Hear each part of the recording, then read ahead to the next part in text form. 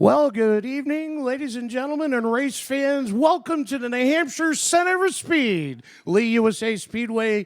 Tonight, we have on tap the Star Tour.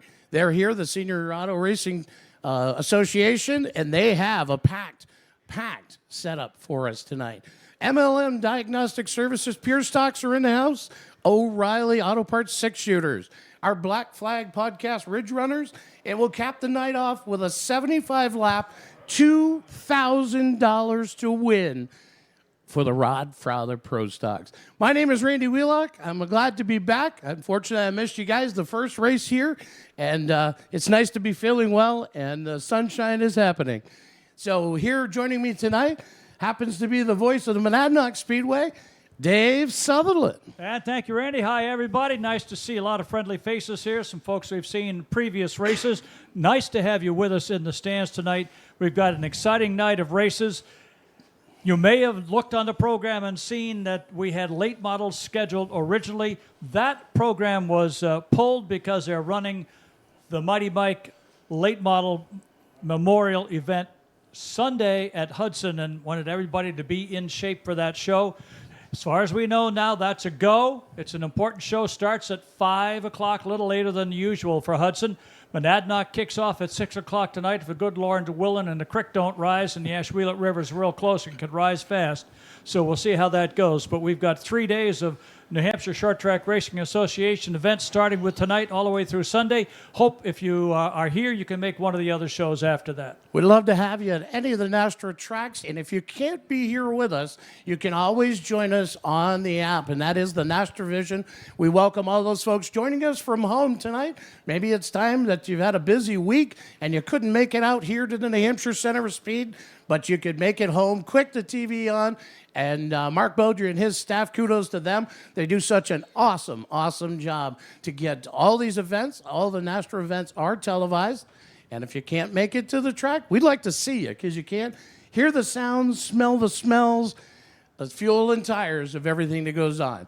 Everyone in the Daytona stands, are you ready? That didn't sound like words of encouragement, guys. Wave it out. Are you ready over there? There we go. Everybody here in the main grandstands ready to roll? All right, folks, please do me a favor. All that are able, please stand and rise. Gentlemen and ladies, remove your caps as we pay homage to the greatest country in the world, the United States of America.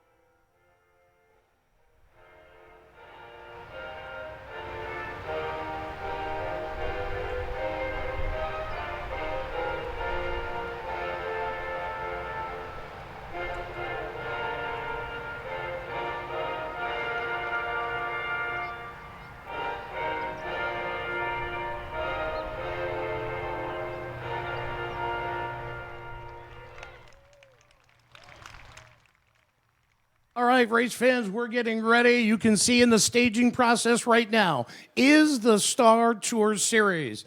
Unfortunately, have recently lost a member, Danny Furlan. Danny was a longtime racer at the Claremont Motorsports Park and the Monadnock Speedway, and we want to pay homage to his family and the Furlans. His nephew happens to be Brian Roby. And Brian and the family could use all the support that they can, losing one of their senior members and just a downright good guy. Good racer. I started my racing career with him some years ago, several decades back. And Danny was always part of the racing scene. Actually, I think he finished in either the Near or the Star Tour event last year at Monadnock. Had a chance to chat with him. Tough break. Star guys are here, though. The older guys who want to bring out the cars of yesteryear, the cars that a lot of us cut our teeth on, and some few drivers probably lost their teeth in. But it's fun to see what we have on the racetrack. They're going to be running two divisions, their sportsman division and their modified division, so they'll have a heat for each. Then they'll come back when we start the feature round after qualifying. They'll run 15-lap features for those events. You can hear them rumble now, and here they roll. This will be quick checkup, not necessarily in our running order. This will be the sportsman lineup. Quickly out there in the 06. That's John Jalbert from Gardner, Mass. in a 36 Chevy Coupe. That little number 1 is Joe Goss from Londonderry, New Hampshire in a Nova. Right behind them is the other one. And that one is Skip Stearns. He's got a new car this year from Londonderry, New Hampshire in a 72 Pinto. Down the backstretch, the 2X. Charlie Lima from New Bedford, Mass. the 36 Chevy Coupe. The 38, that's Bob Guyon from Manchester, Maine in a 36 Chevy Coupe. And let's see, we have the 68 coming out here, I think. First of all will be the 9. That's Scott Clements from Princeton, Massachusetts. The 26 up there with him in the back row, that's Don Moore from Northwood, New Hampshire in a 41 Plymouth. That's my choice. I'm a Plymouth guy. And they're ready to roll for their qualifying runs. Get the tires heated up, get a feel for the car as the track has changed since practice. Rolling down, Dave Tibbetts has that green. He says, one more, boys and girls, and we'll be ready to roll. Bob Guyon in the 38 from Manchester.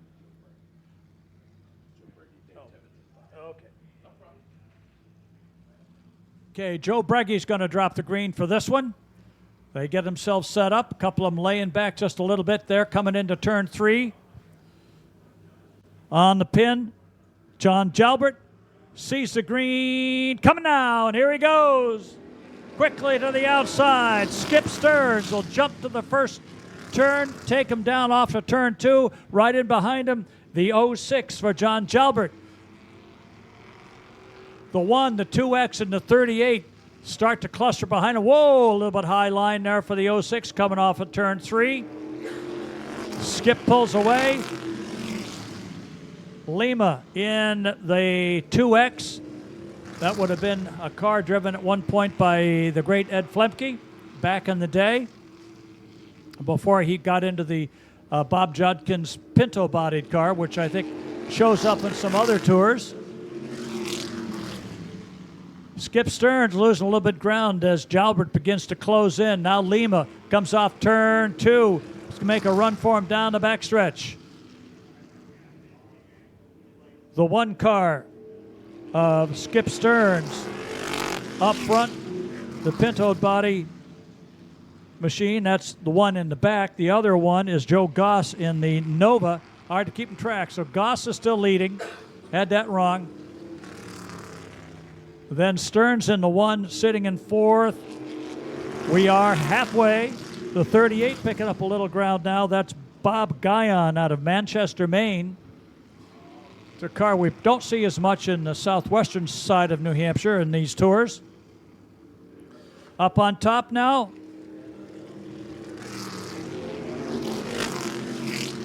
Still the 1 as they catch up to the guys in the back markers.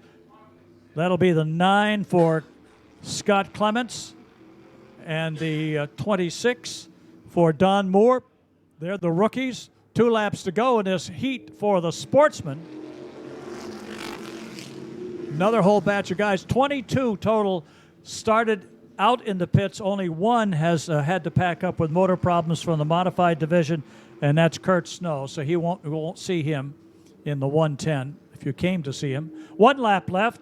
Still Skip Stearns, Jalbert, Lima. Keep saying Skip Stearns. We get it right. It's Joe Goss Skip Stearns is fourth. Look out, here comes the 38. Thought he'd make a run for it here at the checkers. It won't be. So the 1, the Chevy Nova. Joe Goss leads all the way. John Jalbert in the 06 comes to the second spot. Third belongs to Charlie Lima in the 2X. Fourth is Skip Stearns in the Pinto. And coming in for a tight fifth, Bob Guyon in the 38. They'll pull into the pits, and the Sportsmen will take the rest. They'll be coming out for a 15-lapper later on. And we'll move on to the modified division for the Senior Tour Auto Racers. I'll tell you, what an amazing group of folks these are to talk to. These folks do it, restore these cars for the love of the sport. And if you haven't ever seen them run, you definitely need to follow their schedule. They are on social media, so you can go to the Star Tour on Facebook, and they do have a Facebook page. But now, the ground-pounding modifieds. First one rolling out will be the Deuce. That's Dennis DeSotel from Palmer, Mass. Next up in the 43, a regular Alan Zelma. In the 7, could be Gary Moore. 44, longtime competitor James Allen from Westminster, Mass. In the 10, Joe Henderson from Templeton, Mass. In that nice-looking Chevy Vega, the number 19. Driven by Greg Massini. They all get bunched up now, and the 64 just made an appearance on here. Is Art Merchant from Barry, Mass. The 66 and the 61 Maine were regular back in the days when they ran modifieds over at Beach Ridge. That would be Doug Peckard. They've got a double up to go this time around. Let's try to review who's out there. The 2 is DeSotel, 43 is Zelma. 7 is Gary Moore, 64 on the outside is Merchant. The 79, Scott Tucker from Winthrop, Maine. In the 10, Joe Henderson from Templeton, Mass. Here they come. They'll take the green, this time from Dave Tibbetts. And a nice squadron of modified division Senior Tour auto racers on the track. Zemla working to the outside, goes down into turn 3, stays in the high groove. The 2 of DeSotel coming down low, but it'll be Zemla with the lead. Merchant moving into second on the outside. Whoa, look out, a little bumper tag there. Zemla comes out of it okay. Merchant has to back off. That lets the 2 pick up some pace, and the 7 of Gary Moore moves into third spot. The 79 coming up through the pack. Scott Tucker from Winthrop, Maine goes into fourth, still trying to race into third. And the 10, Joe Henderson, trying to get in the mix, sits in fifth place. Back in the 110, I said he wasn't going to be here because we saw the truck going out, but he in fact has made the show. Kurt Snow in the 110 out of Manchester, New Hampshire. The 44, that's the Allen car for James Allen. And they're working halfway here already in this qualifier. The other tribute car, the 61, there are 2 of them. One is Doug Packard.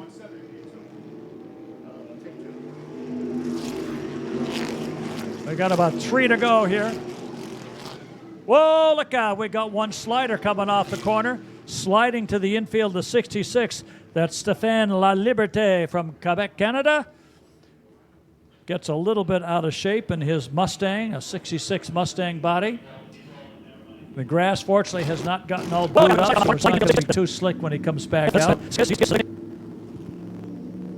You got to hand it to a guy who want to pack up and drive all the way from Quebec, Canada, to come down here. Quebec is the province. I don't know whether that's a city or one of the towns within the province of Quebec. Beautiful looking Mustang, that's for sure. Nice looking car. You forget a lot of racing. There were years back in the dirt days when a lot of guys came out of the area, Canadian area, to race the dirt tracks in northern Vermont, and northern New Hampshire, and northeastern New York. You don't see many of them now because they were never really set up to be on an asphalt track. So you'll see them running senior tours and antique car tours out in New York State where the dirt tracks proliferate. That also means there's a lot of them. Let's see what happens with Zemla this time.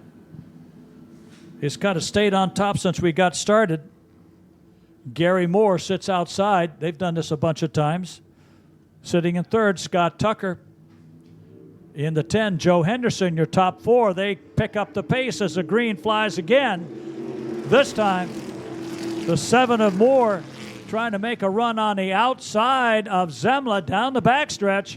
Pushes it, car length. He's got the high side of the turn. Now, he may not want to get too far up there. Coming off the turn with 2 to go. And it's the 7 taking the lead over Zemla. Running in third now is the 79 out of Winthrop, Maine, Scott Tucker. Zemla coming back on the inside. These may be vintage racers and vintage drivers, but they drive like they were still kids. 1 lap left. Rest of the field's going to watch them pull away. It's still Zemla and Moore. Zemla and Moore coming down for the checkers this time. Can anyone make a move? Moore's up too high. Zemla takes a more. Moore looks inside. No. It'll be Zemla taking down the checkered flag. Gary Moore goes second. Scott Tucker takes the third spot. The 10 car will go in the fourth spot. That's Joe Henderson. And in the fifth spot, coming up, the 110 of Kurt Snow. Came off the trailer, got onto the track, surprised us, and got a top 5. They'll all be back out for a 15-lap feature to start the feature around here tonight. Amazing, this senior auto racing tour. Such a great crew to talk to. You talk with these drivers and pit crews and the people that run this tour. They do it from the passion of racing and the heart of soul of preserving our history in racing. Next up, here at the New Hampshire Center of Speed is going to be the MLM Diagnostic Services Pure Stock Division. I have 2 heats of pure stocks tonight. They are staged in the entrance coming into turn number 4. And starting on the pole, out of the 21, out of Londonderry, New Hampshire, that's Mackenzie Belisle. To her outside, out of Farmington, New Hampshire, in the 54, that is Jeff Turcott. Next on the grid on the inside is the 07 out of Alton, New Hampshire.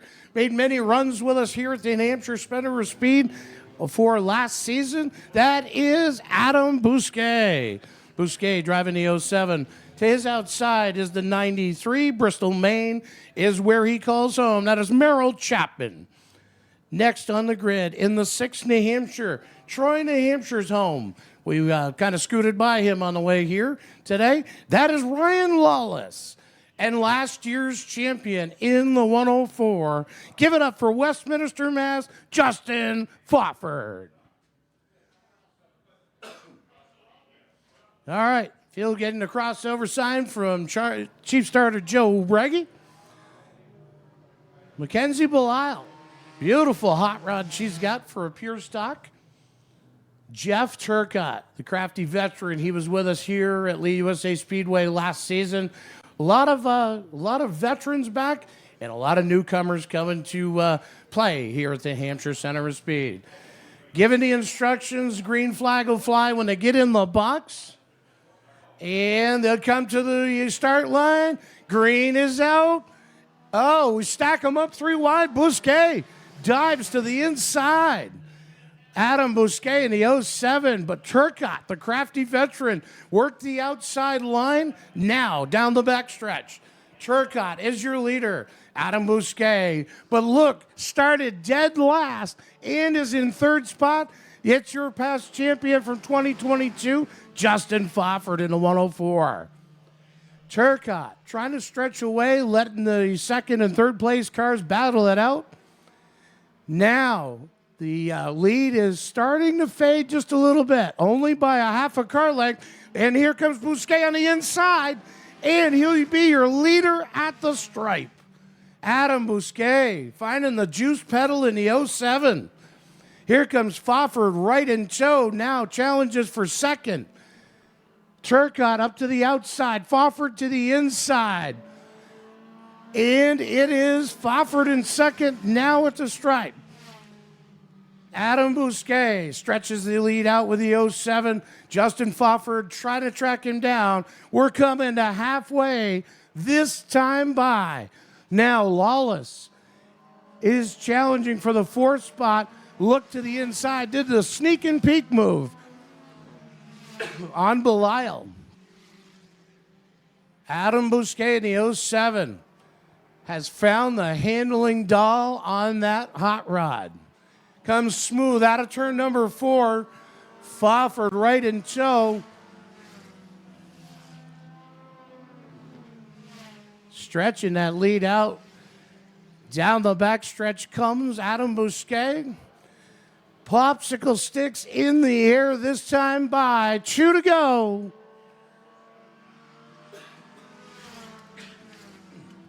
Uh-oh. Looks like somebody's lost a piece of exhaust here on the front stretch. If you've noticed, maybe Dave Tibbetts or Joe Breggy can tell us which one got louder. They probably can't do that with the headset that they've got on. Adam Bousquet takes the white flag. Justin Fofford, Turcotte. And now challenge comes again for fourth as Ryan Lawless dives into the inside. Not going to upset the car. Checkered flag's going to fly for Adam Bousquet. Justin Fofford. Whoa, Lawless is all kinds of crazy sideways. And Jeff Turcotte. That's your top 3. Heat race number 1 for the MLM Diagnostic Services Pure Stocks. Somebody's got to definitely find their exhaust way back home. Cleanup crew making their way around. Both Lawless has been a regular at Monadnock off and on. Actually, I think he did a little PR for them at one time. And Fayford's father raced at Monadnock originally, I think, an enduro competition before Justin took his try in the Young Guns, and they found they liked it over here better. So, and also have a Pro 4 modified. So they're not strangers to anything that's got rubber wheels and an engine. I have a lot of time. Here comes your second group. Heat race number 2 on the pole, the 07 Vermont out of Springfield, Vermont. That is Benjamin Bushy. To his outside. This kid is pretty amazing to talk to in the pits. He's got a smile on his face all the time. Charlestown, New Hampshire, won New Hampshire in the JP Trucking sponsored one New Hampshire for Carlos Grenier. Next on the grid in the 38, affectionately called the Ogre. That is Jim Rhodes out of Claremont, New Hampshire. This young lad in the 4, in the Martin Family Racing 4, has won at all 4 NASTRA tracks that he's competed in. He'd love to make another victory tonight. That is the 4 of Colton Martin. Also taking up tail in the 24. Usually we see him competing with us at the Claremont Motorsports Park. In the 24, that is Colton Hull. Field giving the signal double up, gentlemen. We're getting ready to rock. Dave Tibbett says, let's go, guys. 8 laps is the distance for our heat race, second heat for our MLM Diagnostic Pure Stock Division. Bushy's going to have the pace. Grenier to his outside. The Ogre and Jim Rhodes in the 38. The young Hot Shoe and Colton Martin in the 4. And then Colton Hull will take up tail. Getting into the box, coming into the restart zone. Dave Tibbett says, let's go. Green is out. Grenier with a jump on the outside. Runs through the middle of turn number 1. Exits turn number 2. He's your leader down the backstretch. Bushy says, not having that. Now they're door handle to door handle. In turns 3 and 4, coming to the stripe. Bushy has him by 6 inches, maybe the nose cover. Colton Martin now in the 4, stalking the 2 leaders. Here comes Colton Hall in the 24. Martin is never content to sit in that 3rd spot. Now looking for the outside line. Does he set him up to drop Grenier low and him tucking in? They're all chasing Bushy for the top spot. Colton Hall in the 24 doing an awesome job trying to work the 3 leaders over, trying to get in the stack. Just a wiggle, just out of sight, a little bit out of line. All it's going to take for one of these cars to take advantage. Bushy holds on to the lead. They're halfway. Grenier looks to the outside again.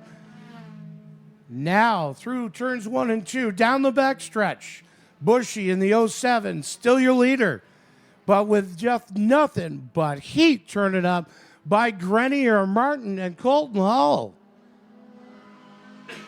Hall swings the 24 way wide. Oh, contact. Grenier sideways. Grenier has contact with the 07, able to save it. Colton Martin backs off, letting him roll through. Bushy still looking stout. Got 2 laps. Grenier's car's really loosened up in turns 1 and 2. Colton Martin being the smart young lad that he is, looking for opportune. Grenier's going high, going to try to take him. White flag will wave. It's still Bushy at the line. Colton Martin going to now glue the bumper to the 07. The 4 looks on the inside. They've kind of hung Grenier to the outside. Now Hall gives Martin just a shove, coming to the checkers. It's Bushy, Grenier, Martin, and Hall. And Rhodes will tag out the end of the field, but these guys are going to go 20 laps. And I'll tell you what, David, that's going to be a challenge later on this evening. Should be fun to watch. Everybody's going to go make an adjustment when they get back in to try to get just a little more grip because the track's going to cool off some more before the night's over. We're ready to move on to the next round of qualifying. This will be the O'Reilly Auto Parts 6-shooters coming out for their main event here later tonight. They'll be going 20 laps or 20 minutes, whichever comes first. Here on the 3/8 mile at Lee USA. It is a center of speed, certainly faster than the old tri-oval of the 70s. And rolling out our first round of qualifiers. Actually, it'll be the only round of qualifiers. Adam Knowles in the 22 will bring them out. Adam out of Seabrook, New Hampshire. Next to him in the 68. They just kind of win everywhere. This is Steve Miller from Grantham, New Hampshire in the 68. Steve Miller will be on the outside of the front row. Next is Mike Comtos from Pelham, New Hampshire, the 52 NH. Next to him, Kristen DeStefano from Tewksbury, Mass. in the 67. She's going to take the guys on here. Then it's Steve Miller, as we call Miller Light. It's Steve Miller Jr. He's also had some wins already this season in the 79 out of Grantham, New Hampshire. Next to him, Tristan Bodwell from Sanford, Maine in the 17X. Christopher Clark out of Berwick, Maine, goes in the 13X, 7th starter. The 8th starter, Paul Childs from Chester, New Hampshire, car 24. Chris Jones out of Fremont, New Hampshire in the 33.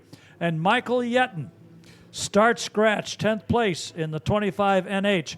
Michael will be gunning for a top 3 finish, not only in the qualifier, but also in the main event. He's seen victory lane this year. Could be an interesting class. The 6-shooters came around probably in the last 10 years. The fields were small in most tracks, but they've begun to grow. More and more cars are doing it. Moving from the East Coast, Claremont Motorsport Park decided to add them. They've had a fairly decent crowd. That's where the Miller family, senior and junior, do their competing. And then they've started to work their way down to Monadnock, which has added more races for the 6-shooters. And, of course, they're a staple over down the highway at Hudson International. So it's a good class to watch. It'll be one of the ones to grow, and we'll be watching how well they've learned their ropes when they come down here to take Joe Brege's check green flag, and one of them hopes for the checkered flag pretty darn soon here. The Millers, overall, the odds-on favorites, but Michael Yetton has looked pretty stout this season as well. So let's see how they shake it down. 10 of them. This is just a qualifier. 8 laps. Work their way into the restart zone. Start to pick up the throttle right about now. Here they come. Gas is on. Green is out. And jumping to the outside slowly, but doing it. Steve Miller Sr. outside of Adam Knowles. Miller and Knowles now side by side down the backstretch. Inside line has a little bit more of an advantage. Moving into third place, it's DeStefano. And it'll be Knowles, Miller, DeStefano, the 52. Moving up into fourth, Comtois.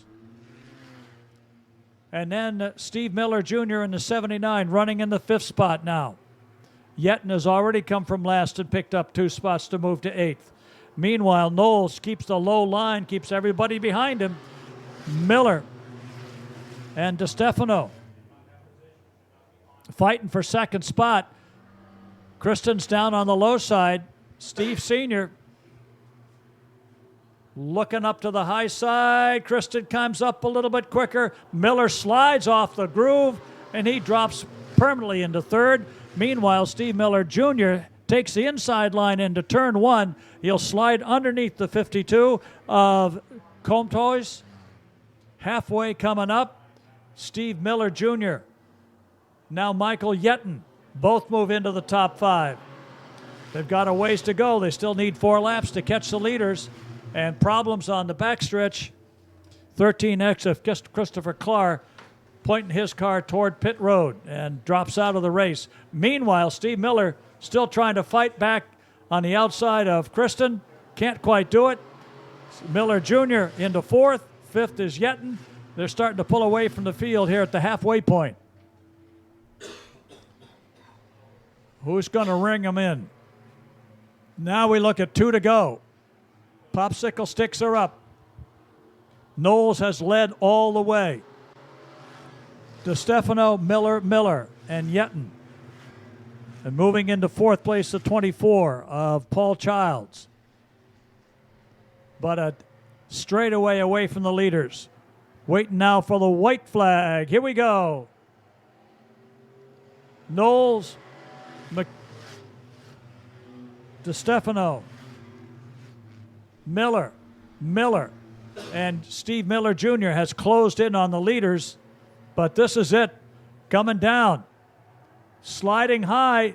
Knowles pulls it back down before anyone go underneath. It's going to be Adam Knowles, Kristen DeStefano, and Miller Sr. and Miller Light finishing it up. 5th place going to Michael Yetton. So that's how they set it up for tonight's main event. There'll be 20 laps later on this evening to see who can prevail when they have to go an extra 12 laps from qualifying. All right.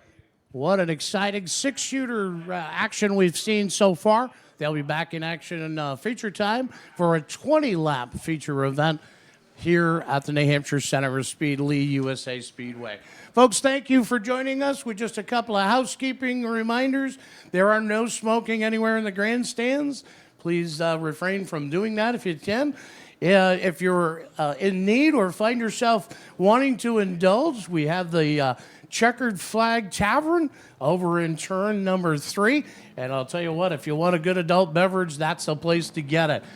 All right, starting out, this is Heat 1 of 1 for the Black Flag Podcast Ridge Runners. Starting on the pole out of Nottingham, New Hampshire, the 37Z, that is Zach Frazier. To his outside, Lyman, Maine is where he calls home. That is Seth Drown in the 16. the Hammerman, last year's champion, had a tough run in a wrecked car, leaving the Star Speedway last week. He's back in competition. Alfred Maine's David Cameron. To the outside of David in the 76, Nottingham, New Hampshire native, that is Heath DeButts.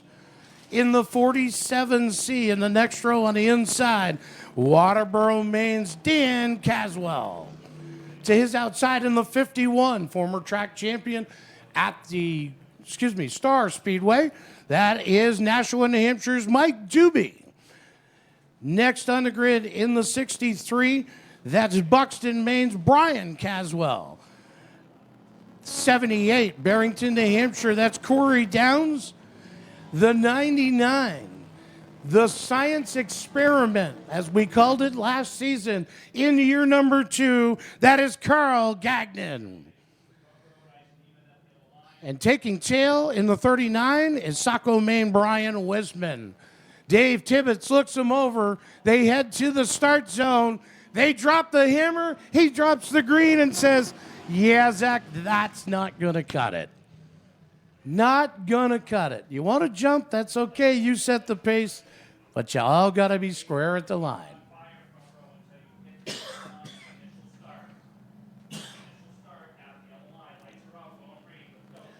Going green this time by, it's Frazier and Drown. Frazier still jumps out to the front. Seth Drown. And not forgotten how to get around here at Lee USA Speedway. Here comes the 2 of David Cameron. Cameron now going to challenge Frazier for the lead.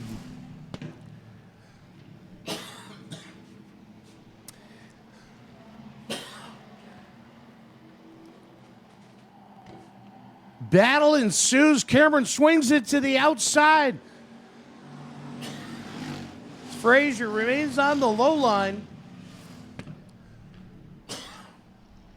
Not sure if he's looking to set him up. Cameron now works to the high side. Tries to cross him over. Gets a fender underneath. Dave Cameron looking for the lead. Sets sail coming into turns 3 and 4. We're halfway this time by. Dave Cameron on the inside. Zach Frazier has him by a fender.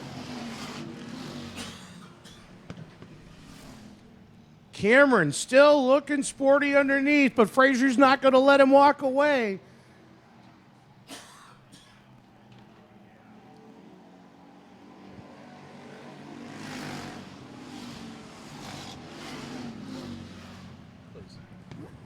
Working his way off of turn 2 this time. Cameron takes over the lead from Frazier.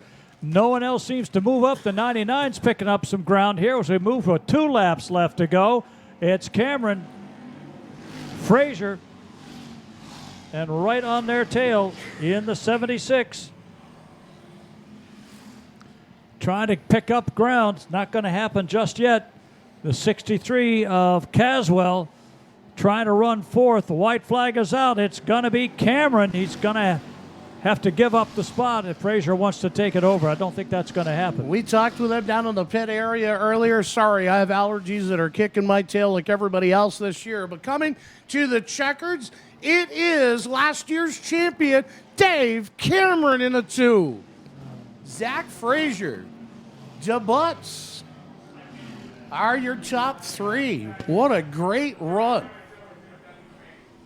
We are back with these folks for 20-lap feature event later on in this season.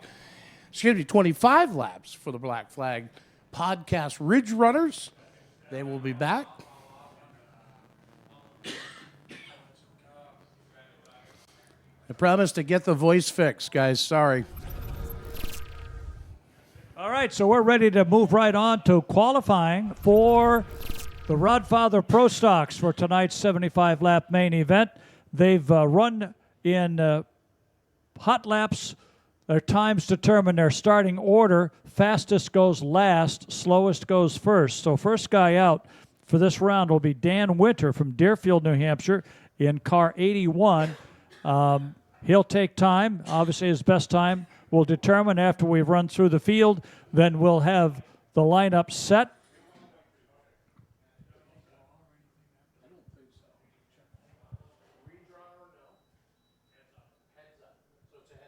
All right, so whoever gets fast time will get heads up. Watching practice and hot laps earlier today, when the sun was on the track and it was a little bit warmer, the best time was about a 14.9 and change. And that was Wayne Hallowell and Nick Cusick. Both of them just broke the 15-second mark. So I think it's safe to say you're going to, if you want the pole, you're going to have to do 15 or under. And we'll check on that one. It looks like Dan Winter did not come out, so it's Dave, we call him Doc Piper from Goffstown. In the Herbie's love bug similarity here. His dad's got, this is what happened to Herbie when he grew up. Here we go. Dave Cameron's got green. We're going to be on the clock as we come by. Puts the long skinny pedal down on the right. Going to like to light the tires up, get the heat in down the backstretch. What is the Doc in for now? Lap number 1. 16.166. 16.166. See if he can better that coming down the backstretch as he'll dive it into turn 3. Looking middle exit on turn number 4. Trying to hit the clock button. And he does. 16.030. Quickly out onto the racetrack. This will be the 32. This is last year's champion running the RCU St. Hilaire sponsored 32. This is Brandon Barker. Barker with a 15.486 in the warm. Tunes the 32 in, dives it into turns 3 and 4, exits out. 15.079. Barker, a solid runner here in the Rodfather Pro Stock. Very proud of his championship here at the Lee USA Speedway. And he'll do a 14.993. Barker, the man to beat. Next out there at the 09. This will be Jeremy Davis. Jeremy Davis racing out of Tamworth, New Hampshire. He's got to get under 15. First lap, 15.754. That's going to be a little bit off the pace. Works his way into turn 3, past the tavern. Lap number 2. Trips the clock at a 15.082.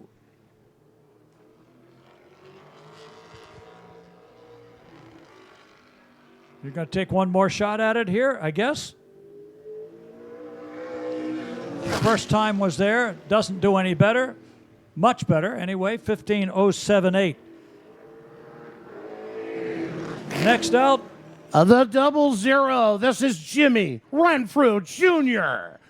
Renfrew, always a solid runner here, and no matter what he gets in the seat of or puts his hands to the wheel of, Renfrew on his first time, he's going to spike for now. They are going green and then white and then checkered, as you'll see Dave Tibbetts have the flags in hand. Coming down to take first time, Renfrew looking to pedal the hot juice, coming down to the line. 14.955, your new leader so far. Can he advance that? Works it down the backstretch, dives to the inside, comes out of turn number 4, and it is 14.931. Not a better time than first, but his first time will work.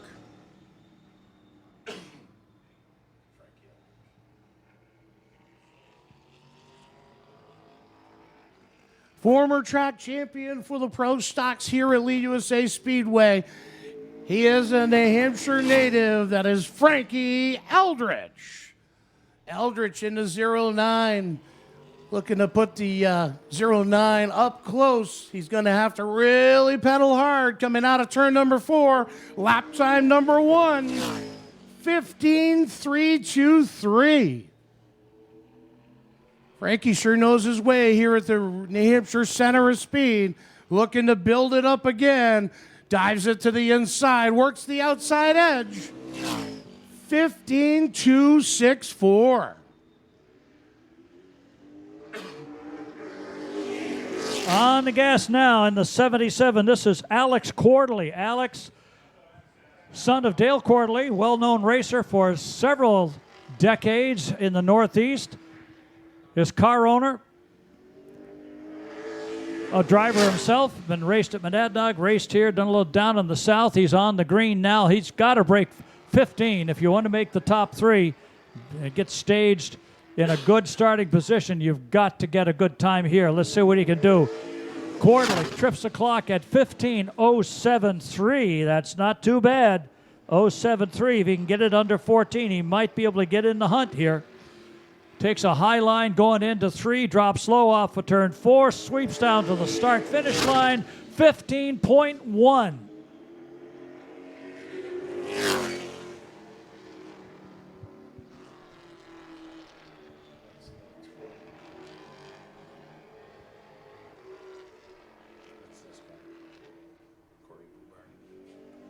All right, next ready to take his first lap. The main maniac in the 12X, that is Corey Bubar. Corey looking to juice down the backstretch. Pedals it into turns 3 and 4, gets right back on the gas.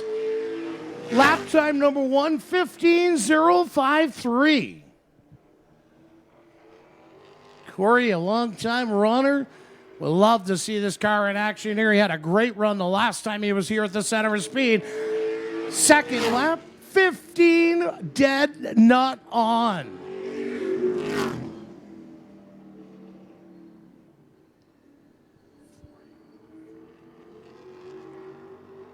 On the track now, Dale McKeague Jr. Dale McKeague Jr. in the 40 out of Gorham, Maine. On the clock. Coming around for his first lap. Gotham, Maine driver. First lap, 15.252, 15.252. Second lap, needs to pick it up. Everybody's had a little bit quicker time on their second laps. Sweeps off a turn 4, wiggles a bit, and gets a 15.180. As they stack it up now, we'll see who can knock it down. As the 94 out on the track right now, that is Garrett Hall. Does Hall have what it takes to kick Renfrew off the pole? We'll see.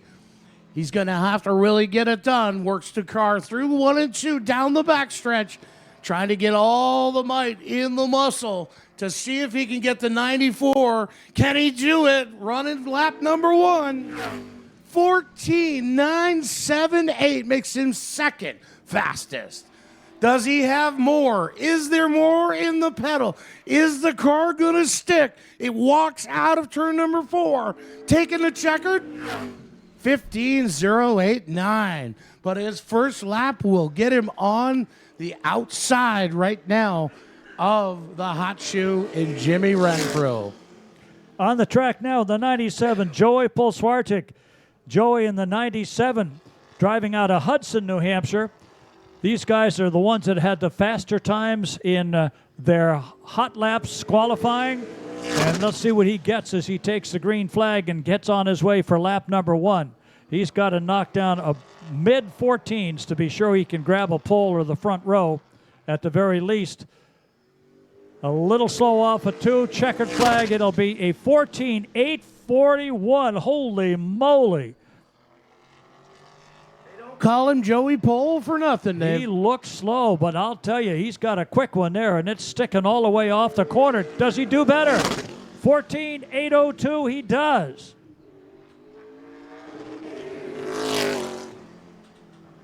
All right, originally scheduled to come out at first, but now coming out in the middle of the pack.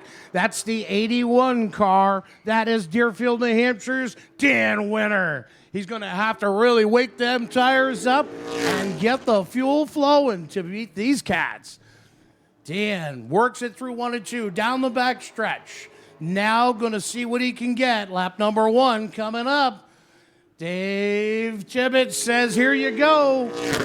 15.076. Gonna have to work hard for this one. Joey Pohl has definitely lived up to his name. 15.114 for Winter. I affectionately have called this kid Kid Dynamite. In the 90 New Hampshire, we watched him compete here last season and win $10,000, beating Tyler Reddick. Here comes Casey Cole. Casey Cole on the track, 15. Doesn't matter, he's just warming up.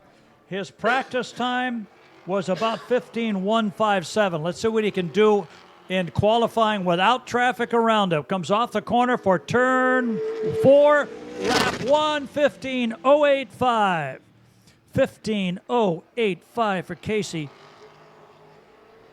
Could be a better second lap if he gets a nice smooth one. Just slip a little bit, costs a couple of tenths. Let's see what he gets. 15.009. All right, next up, rolling off in the 93. That'll be Ryan Green out of Berwick, Maine. Ryan Green, his qualifying practice time was around 15.1. With traffic, let's see what he can do all by himself. Swings through the start zone, takes the green for lap number 1. A number of the main drivers joined us tonight because they called the races up at I-95 in Bangor. And they said, what the heck, let's go down to New Hampshire and see what it's like. First lap, 14.994. Whoa, 14.994 for Ryan Green. Let's see what he does second time. Bingo, 14.840.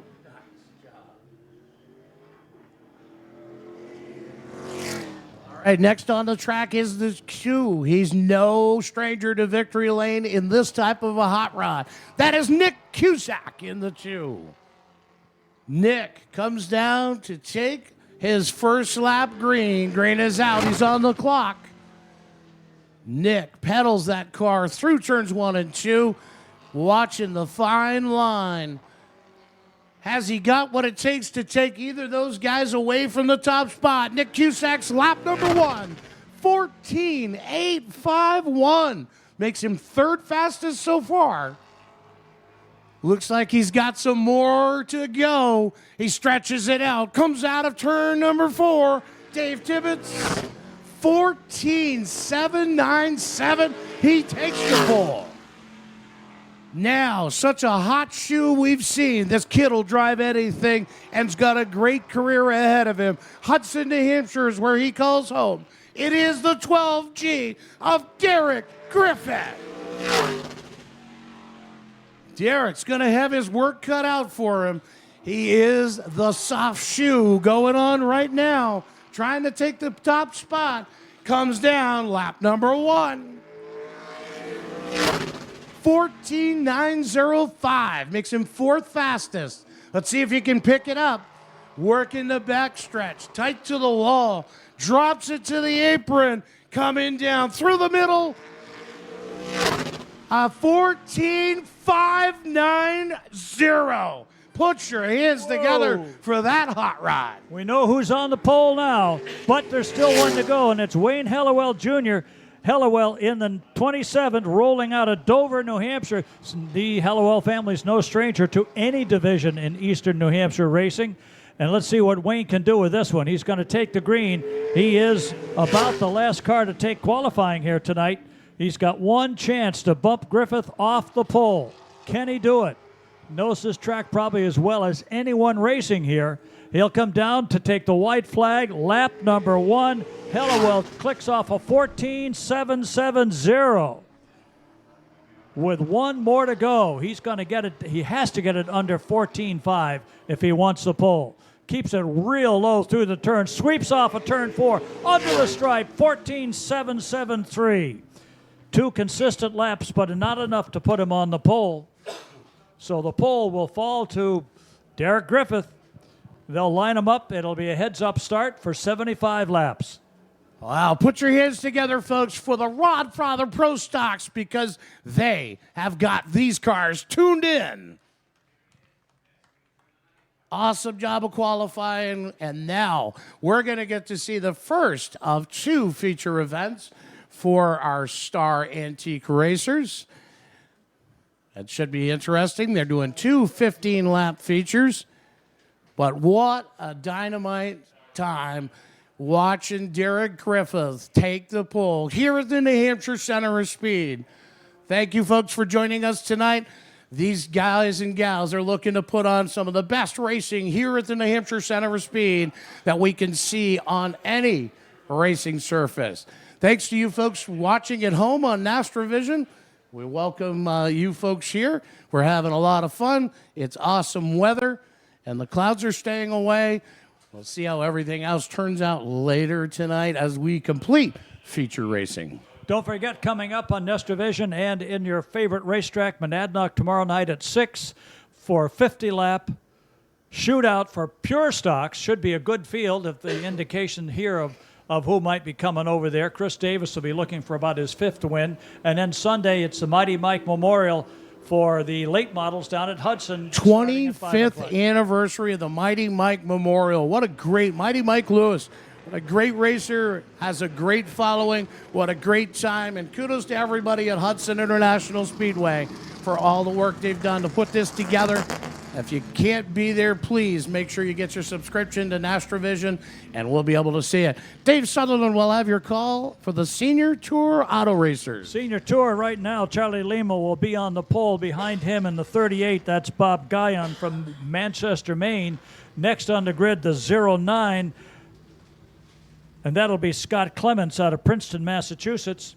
Starting behind them in the 1, that's the Nova. That the guy that led the qualifier for a good deal of time, Joe Goss out of Londonderry, New Hampshire. 06, I'm sorry, starts in the 3rd spot. That's John Jalbert. John Jalbert starting next. 68 came out.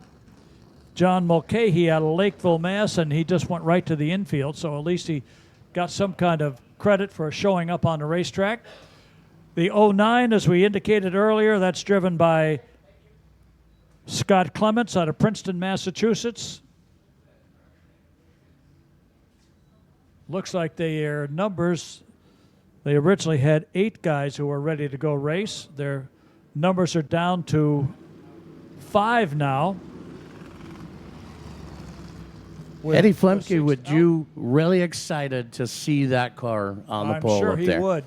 It made, at the time, he was the Eastern Bandit, traveling all up and down the East Coast, winning races at just about every track he showed up at, which, by the way, is what Richard Petty did early in his career, too. Correct. The king himself. Here they come. This will be a start of a 15-lap sportsman division race for the Senior Tour Auto Racers. Star and jumping right off the line in the 38. That'll be Bob Guyon from Manchester, Maine. Charlie Lima in the 2X goes to 2nd. 3rd coming up is Jalbert in the 06. And the 1 of Skip Stearns, not out there this time. It will be the 1 of Joe Goss, the 68 Chevy Nova, more indicative of the late model divisions that were being run back in the 70s and early 80s. They'll sit close together. Distant one in the 06, John Jalbert, running in 3rd, the Nova running 4th, and the 9 car for Clements out of Princeton, Mass. A distant 5th, but he's out there giving it his all. These guys are not afraid to push them. These are modifieds, big old tires that the modifieds ran on the short tracks in Riverside, Norwood Arena early on, Westboro, Monadnock, Claremont, New London, Waterford, Plainville. A lot of these numbers were pretty common in Plainville Speedway in Connecticut. maybe even earlier down at West Haven. And Nunlund and Waterford all ran modifieds, as did Seekonk.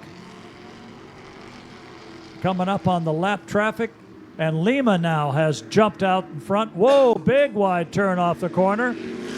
Running second, Guyon at this point, and the 06 of Jalbert goes in the third spot. Skips the Goss machine, the Nova. I think at Stafford they used to call them the All-American Sportsman Division. They were a full-body car with a pretty hefty tire. And they love racing, so they'll go 15 laps if there's two of them, just because that's what they said they're going to do. Lima, really out there now.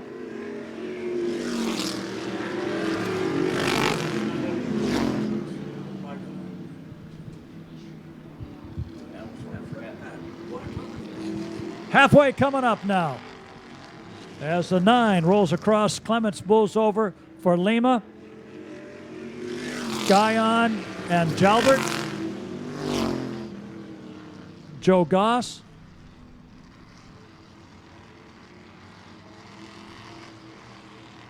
Charlie Lima's not lifting on that throttle one little bit. I think he's got something to prove. Jalbert's looking awful racy in that 06. He keeps creeping up on the back bumper of the 38. He'll get there and then kind of back away, make the challenge. Here he goes again as we dive into turns 3 and 4. Well, let's see what happens here. They're not going to catch Lima unless Lima has something that causes him to have to lift. Now the 1 of Goss starting to close in on the 06. He looks like he wants to kind of tuck himself underneath him. 2 laps coming up. Joe Breggy grabs the popsicle stick, so be the next time by the looks, or next couple of times. Joe just trying to be prepared, Dave. You just got to be ready. This is a runaway for Charlie Lima. That's not, I don't believe I've ever seen him do that in any of the shows these guys have done that I've been at. But once in a while, it just goes, and it doesn't matter whether you're in what we call a souvenir division, or whether you're racing for $2,000 top prize. 2 laps to go, and it's Charlie Lima coming across the stripe. Lima's just run away with this thing, whether he's on exhibition or what, but he's on good tires and a solid run. Charlie Lima going to come down the backstretch into turns 3 and 4. Going to take the white flag as he gets the lap traffic out of the way of the 9. Charlie Lima, the 2X, got one more lap to get it done. The 38 of Guyon now starting to get the heat turned up by the 06. John Jalbert's been working the back bumper, but Lima takes victory checkers. Guyon will finish out the run. Such a great series. Ladies and gentlemen, put your hands together for the modified Star Antique Racers.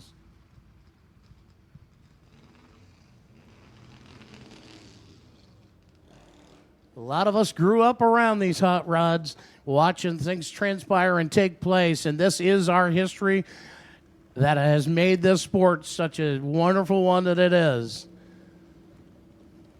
We're going to take you trackside here in just a moment. Does take a few minutes. These guys are in protective gear, just like everyone else is here on the high banks here at the Lee USA Speedway.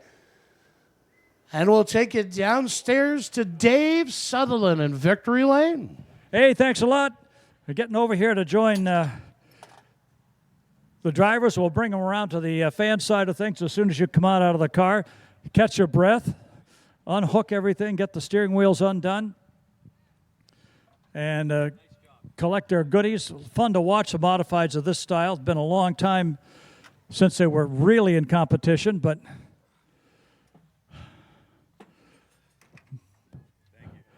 come on over here, Mr. Jalbert. Good run with these fellas. I had a lot of fun with that, from what I could tell. Yeah, I did. It was a lot of fun. Had to pedal a little bit to keep up with Mr. Zellman today. Yeah, he was going pretty fast. Retired man. He's got third place. We'll let him get up there and check on it as we come over here. Mr. Guyon, let's go around. Can you get us okay there? We'll do all right. Yeah. You were staying with Lima for a while. I was, man. I don't know, something. She started slowing down. I don't think this new motor liked it. It's a new motor. So for the folks that don't know, what would these cars have run for motors back in the day? Probably this used to run a 340 Chevy back in the day. It used to run in a sportsman class down at Waterford Speedway, and this is where this car used to run. So we now have the history, 340 class, Waterford Speedway. Good thing to know, and guys will be around again on another Ask. Yes, sir. All right, congratulations, Bob Guyon and Charlie Lima. You know, I don't understand how you can beat these guys so easily. I mean, you just get in there and disappear. Well, I wish there was the truth, but we had a lot of cars right after us, so it wasn't that easy. Wasn't it easy? Sure made it look easy, and it must feel pretty good. We were commenting that if Eddie Flinke were alive today, he'd be pretty proud of seeing this car. He would. He wish he was here. Really, a lot of people missed him. We sure do. We've watched him race as well. Congratulations again. Thank you. I appreciate it. Charlie Lima.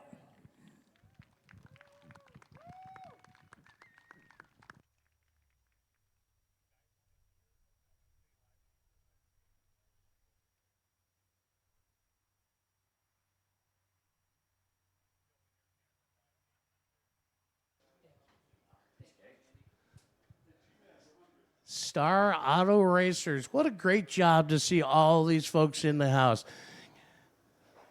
That gentleman worked the wheel right there for sure. What a great job by Lima. Such a great crew to work with. Such a great team to work with. And such great spirits. Give him one more round of applause, folks. They deserve it. They'll pile back in, and we'll have modified racing senior tour auto racing style. Give us just a moment. If you need to stretch your legs, this will be a good time. Concession stands are wide open for you. We'd love to have you sample some of the food. The Checkered Flag Tavern is open in turn number 3 if you're so inclined to an adult beverage. We want to take an opportunity, too, to thank some of our sponsors, because just like the racers themselves, the track needs all the sponsors it can get. O'Reilly Auto Parts, such a great team, always here. They sponsor our 6-shooter division. Not in-house tonight, but a new sponsor for the late models, Kevin Brown, and the open wheel, the original Wheelman trophies and shirts. If you haven't got one, I like to pick on him a little bit. Kevin, your field filler shirt really does something for me. That's what he called himself last week at the Hudson International Speedway as he jumped in a car getting ready for the Mighty Mike Lewis Memorial. 25th of year in memory of Mike Lewis. Such a great time. Long competitor at the Hudson International Speedway. And we'll celebrate that with them this Sunday. Gates open at 4. Racing starts at 5. And they'll be ready to go. But as we clear the rest of the sportsmen out here. That brings us to the modified division, a little bit larger division, and we may just see as much of a fun competition with these older drivers and the older style cars. Often they are recreations of the original. Sometimes they are, in fact, the original that's been resurrected. And as you heard, the one comment from the driver, second place driver, Bob Guyon, some of these cars run 340s as opposed. There was a sportsman division actually for a while that ran 340s at Riverside Park too. They would run with the modifieds, the 350s, and always had a race within a race. Not unlike the Pro 4 modifieds do when they come around with the Pro 4s and Pro 4 lights. Next up, modifieds. Scheduled to bring out 14 cars for 15 laps. If you set it up right, you get one car to lead each lap. Everybody has a fair chance. Here they come. Rolling out in the 2, Dennis DeSotel. Dennis DeSotel in the 2. Next to him in the 110, that's Kurt Snow out of West Warren, Mass. A pair of 61s out there today. One is a Pinto with Douglas Packard in it. The other is the 61 from the driver from Quebec, Jocelyn La Liberté. The 64 of Art Merchant. The 66 from Quebec is Stéphane La Liberté. Meanwhile, the 61, that'll be the Pinto, the 7, Gary Moore. They're getting rounded up here now. In the 10, John Henderson. The 61 ME. That'll be Douglas Packard. The 66, the 43, a regular on this circuit.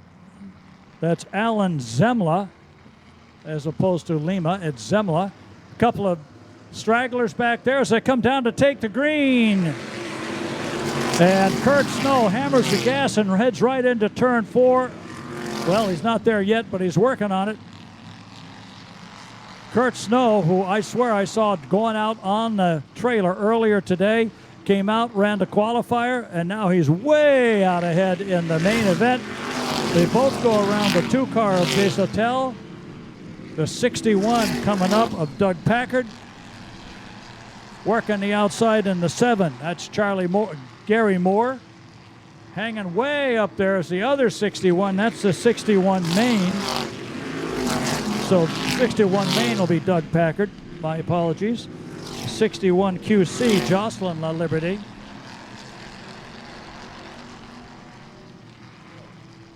Hang on. Whoa, getting around. It's the 61. Contact with the 2 a little bit. Not bad. Everybody gets a caution. Quick on the flag there.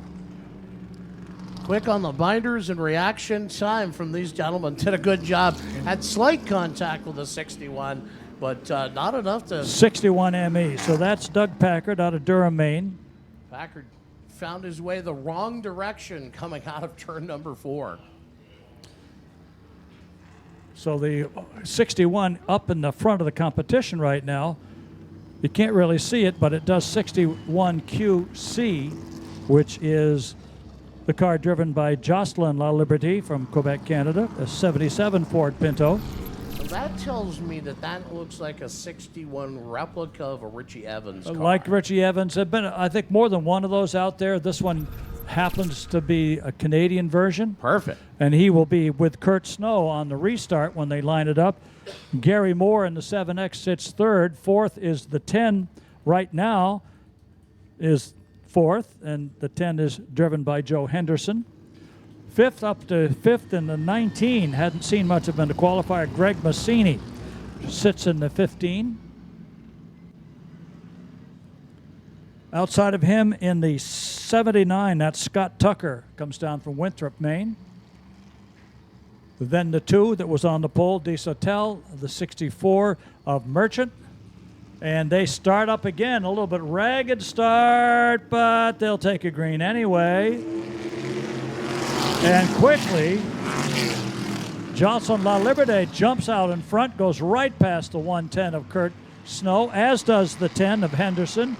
And they race down into the corner, coming up the outside now in the 79. On that restart is Tucker. Gets around the 7 of Gary Moore, who drops back to 5th pretty quickly. He's going to have Massini on his bumper coming up pretty soon. Packard has recovered from his spin and taken 3 or 4 of the cars out there. Now the 2 pulling out. He may have a tire going down after brief contact with the 61, but caused the caution.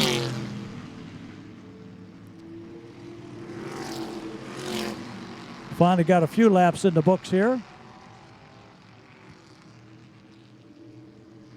La Liberté. Henderson with 10 to go. Kurt Snow back up to 3rd. The 79 of Tucker hanging down the outside. Going into turn 3. Lets up a little bit. Lets her drift high. Enough so that The 7 almost came underneath them. The 61 of Packard is trying to come back out of the pack and taking a high line through the turns. Not necessarily the quickest way around. Here's Henderson now. He's close right up onto the back bumper of the 61 of La Liberty.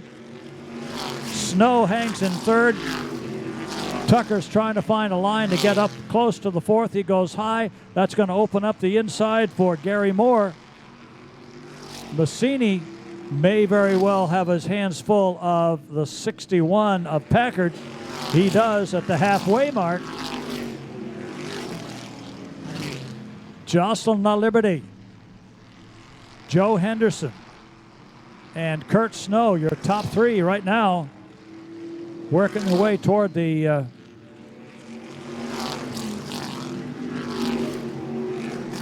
10-lap mark, working lap 11 right now. Nice sunset behind them, means a nice day tomorrow. Yep.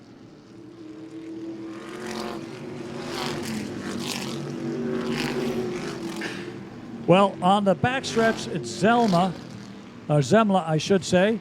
They're working lap traffic now. Jocelyn La Liberty taking it to the high side, around, whoa, way high side. Henderson with him, Kurt Snow. No change in the top 3 right now with 3 to go. Unless somebody coughs a little bit, and that's happened before. They've got 2 left, 2 to go. 2 to go this time by, and these folks are working to show the show. The Richie Evans look-alike in the 61 and the 10 of Joe Henderson, and Snow coming back to life. White flag is out. We've got one more circuit to victory lane.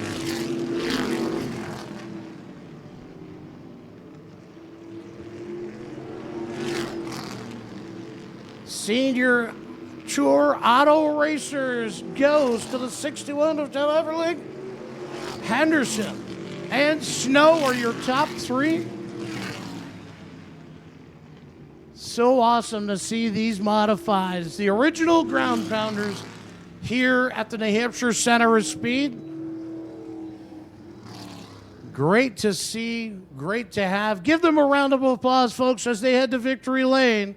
And Dave Sutherland.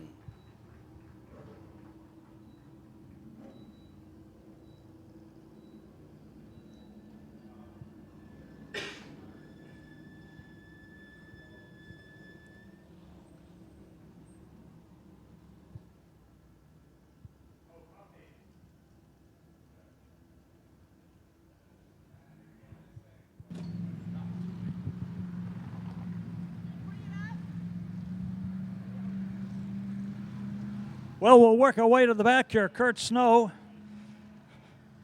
the Dandy Donut Norwich, Connecticut driver.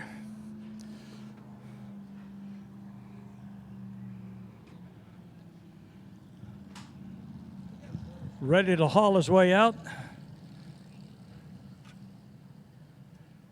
Got about a half a dozen star inspection stickers on this, so you know he's been around at least a half a dozen years, probably more. Need a hand?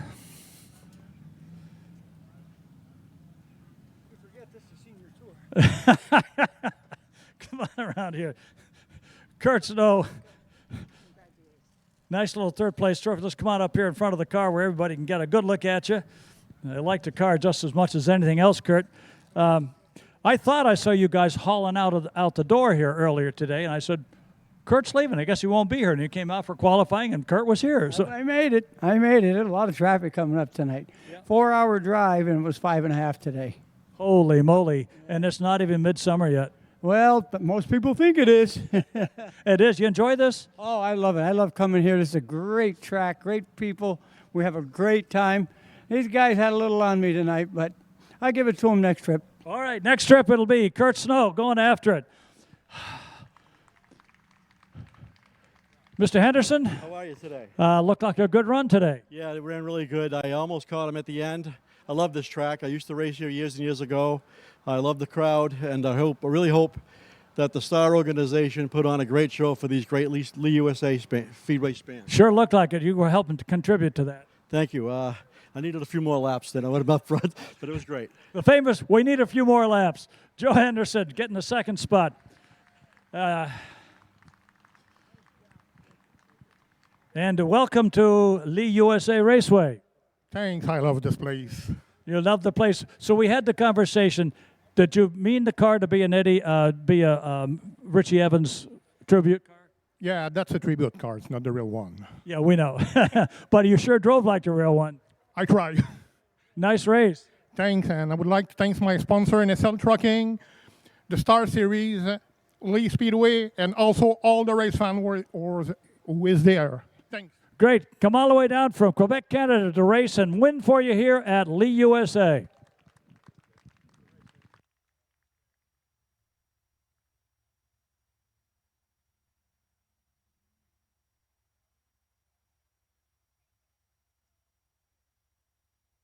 All right, as we clear victory lane, we'll get all the photos taken. We can't thank the senior tour auto racers enough for joining us here at the New Hampshire Center of Speed. And as they get their last photos done, it's always exciting to see these cars that were what we call the grassroots here that started it all for us many, many years ago. Some of these cars are probably older than most of our crowd.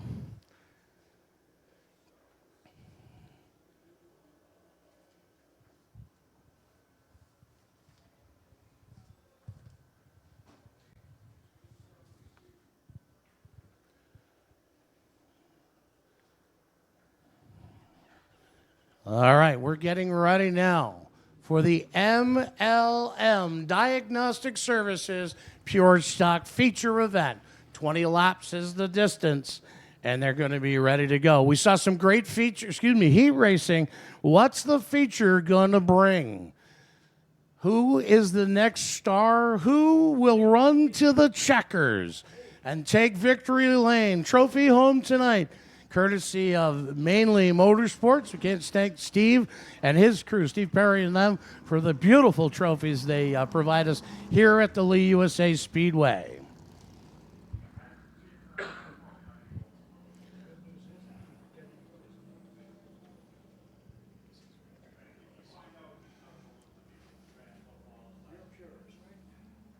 Yep.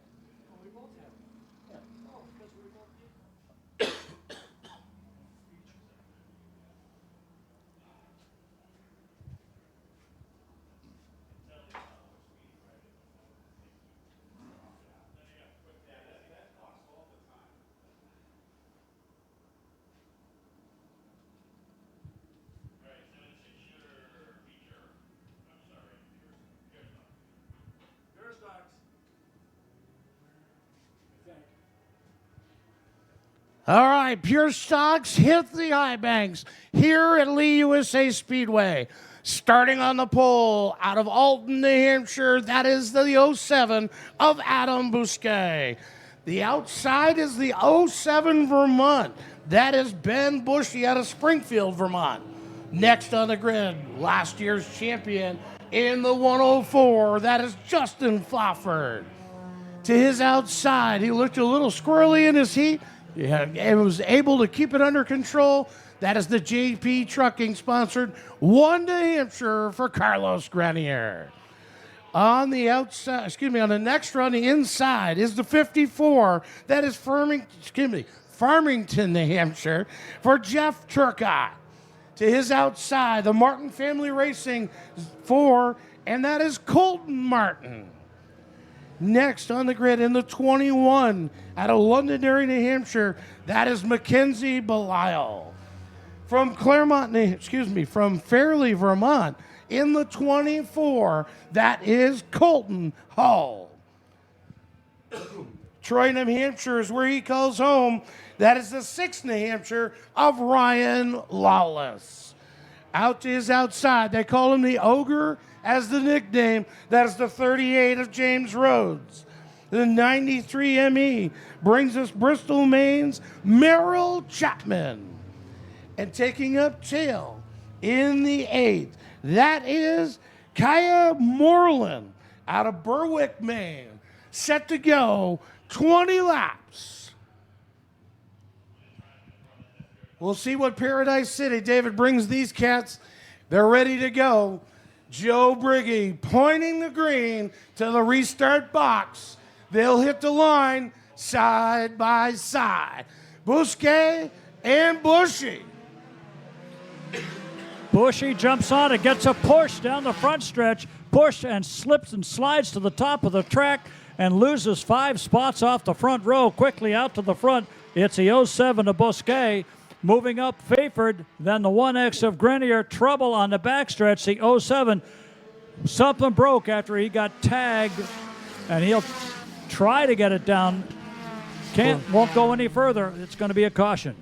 Tough break. Bushy had such a great heat race and was being extremely competitive. Car looked really good, but boy, he did not, David, get a good start at all. He got up to the outside and headed down just across the start-finish line and collected, I think, Grenier's car. Grenier got him pushed him up. They all slipped back, and then the rest of the field went underneath him. Grenier just went down pit road, and it looks like Bushy. So that's a long drive to come from the west coast of New Hampshire over here to race, and that'll be it. And Bushy from Fairleigh, Vermont. That's Springfield, Vermont, just across the river from Claremont. Correct. But even further is Fairleigh, Vermont, which is fairly far up there. Sorry. Hey, we're getting a geographical lesson here. These I guys, got to look it up because, frankly, I've never been to Fairleigh, and I've been to a lot of towns in Vermont. But all I can tell you, David, I don't care where they come from as long as they come to see us. I think it has a lake. I won't swear to it, but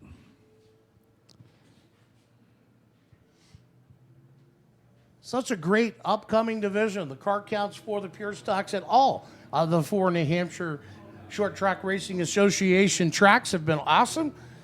Claremont Motorsports Park, the Hudson International Speedway, Monadnock Speedway, and here home at the Lee USA Speedway, the New Hampshire Center of Speed.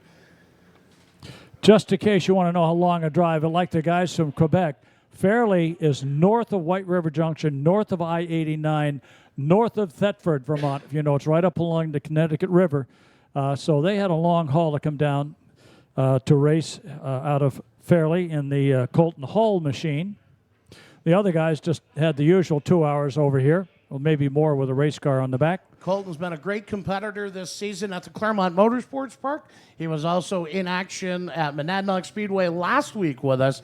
And the car just keeps coming to betterment. He makes an adjustment, and the car just keeps getting better and better at no matter which track he runs. And he really has been putting a challenge to Colton Martin. Martin in the 4 car, the Brody Ledoux State Farm agent sponsored 603 Metal Works for Colton and his family are just awesome. They are just a lot of fun to be around. He's got a great mentor, and it just happens to be a kid by the name, I call him a kid, he's not much of a kid anymore, of Joey Jarvis. All right. They're being rounded up again. This time, to restart, you'll have the 07 of Bousquet on the inside. Justin Favorite has moved up to the outside. Let's see if our defending champion can pick up the victory here. Right behind them. Look at where the 21 is ended up. Mackenzie Belial. Right there, tucked away in 4th spot. She's just edgy enough, and the car is really like coming back to her as the laps tick away here in our 20-lap feature event. Ready to go green, rolling into that restart zone. Green is out. Here they come. Jumping out again, Bousquet. Favorite slides in behind him. The 54 running up close to them. Jeff Turcott trying to get into that top 3 mix, and on the outside in the 24 making the run. That'll be Colton Hall from Fairleigh, Vermont. He's driving like he got down here from Fairleigh, working the outside, and goes into 3rd as they hit the stripe. Such a great job. They've gone to work that outside groove. Hall has really found some life in the 24, now in the 3rd position. But here comes the 4 of Colton Martin. He's going to get into the mix with our leaders as Bousquet comes to the line with Thauford in tow. That is 1, 2, and Hall in 3rd. Hall in 3rd is going to be looking back pretty quickly because Colton, the other Colton, is worked to the outside. This is Colton Martin. He's had at least 4 wins so far this season among the 4 tracks that are part of Nestra. And he has now moved into 4th and is looking on his way to the front as we run lap 5. Up front, Bosquet, Fayford, and Hull. And then it comes Martin. And look at one more trying to make the move here, coming down into turn 4 through the restart zone, and doesn't quite get to make their pass in the 21 of Mackenzie Belisle. Jeff Turcotte held her up just enough for that spot. Now Hall looks to dive to the inside. Wants the second spot from Fofford in the 104. They're door handle to door handle. And at the stripe, the 24 of Hall will take that spot away. But Fofford's not going to let that happen and just walk away. Fofford right on his bumper, gave him a tap coming off of turn 3. Now we can see Colton Martin beginning to close slowly. Bosquet still up front, not feeling the pressure from anybody, but if Hall manages to get himself closer to him in the remaining laps here of this race, we're going to see a good competition. There's 4 very competitive cars.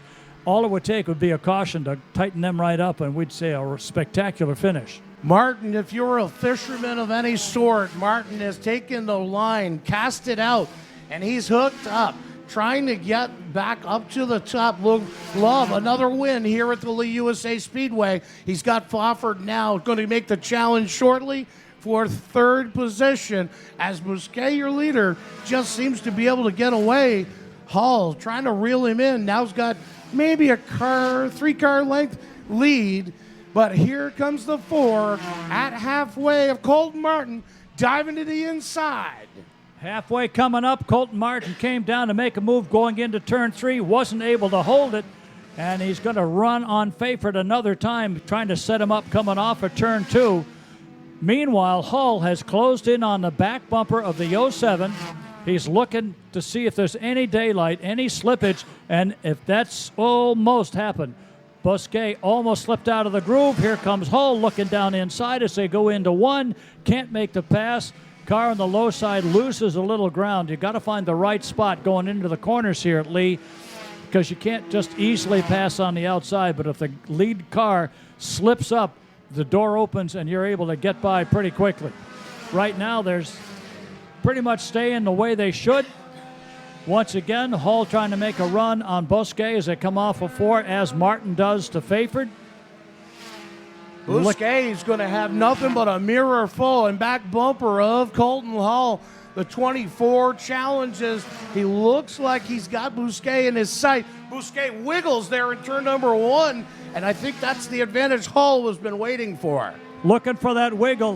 Looks inside, can't quite do anything with it. Colton Martin gets Fayford sliding a little bit going into 3, coming off of 4, trying to get him moved up the groove and go down inside. There he goes into turn 2. When he comes off of turn 2, Colton Martin is going to have second spot.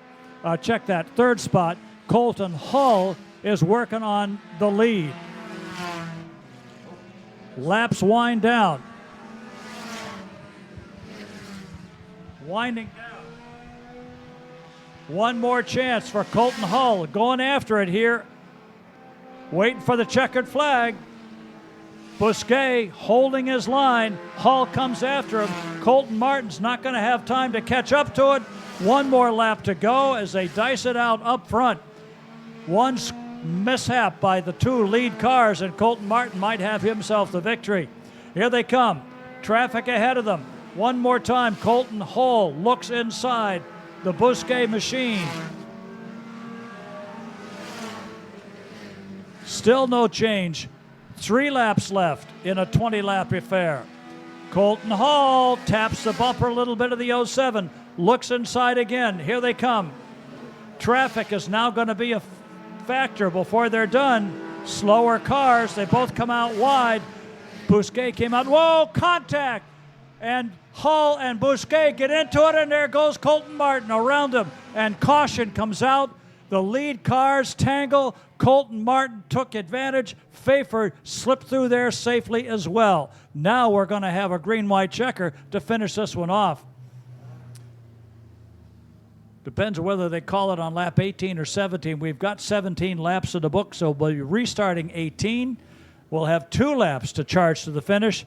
That could change. That's going to change everything. It'll be the champ against the up-and-comer. You could see that starting to develop. Bousquet was doing the best he could to hold his line. Colton Hull was doing the best he can to just worry him enough to getting out of line. It looked like he'd worried him almost all he needed to. Look low, and then there was contact, and that was the end of that. The leader went out. Second place went out. So your unofficial leader, we'll have to wait till a lap is completed for him to be the official leader, will be Colton Martin. Justin Faford sits in that second spot, drives all the way up here from Westminster, Massachusetts. Not quite as far as Hull does coming down from Fairleigh, Vermont, but it's still a pretty good long drive. And these guys and gals who used to be very local drivers are now finding it advantageous to travel, especially with the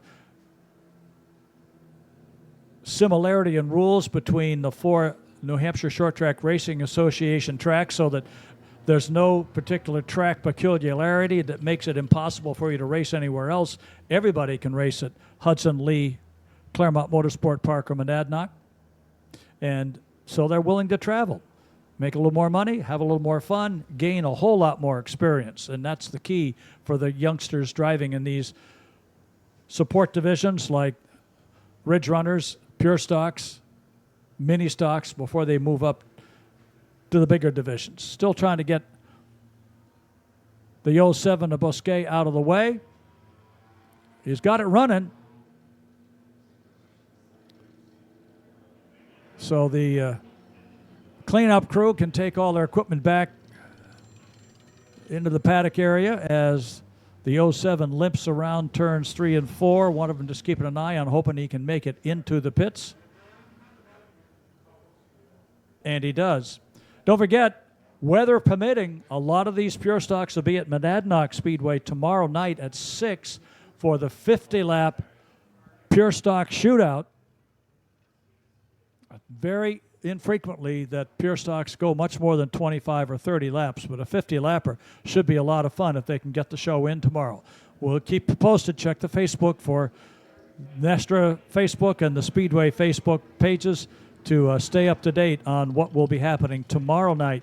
If it's good, Randy and I'll be there to bring you the call and have some more fun with Pure Stocks and see if one of these drivers can repeat.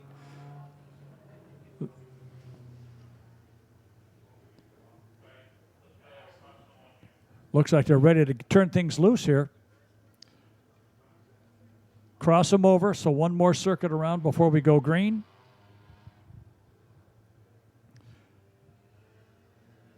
That's going to put Faford on the outside of Colton Martin. Sitting in the third spot will be Jeff Turcotte.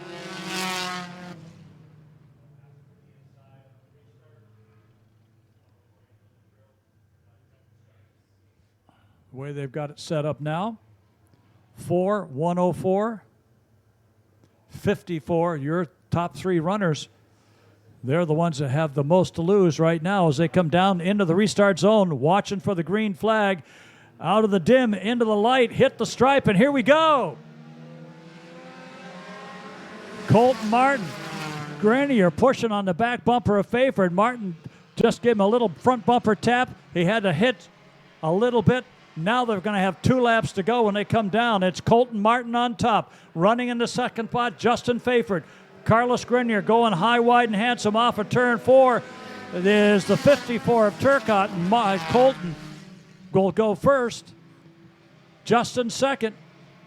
Carlos third. And coming back at him with a lap to go. Colton Martin, Justin Faford, Carlos Grenier, and coming up surprisingly in the 21 will be Mackenzie Belisle. Will Mackenzie be able to catch the front 4? Checked at the front 3, get out of 4th? Doesn't look like it. Checkered flags are in the air. Here they come. to the stripe, and Colton Martin is back in victory lane. Justin Fayford goes second. Carlos Grenier pulls off a nice third-place finish.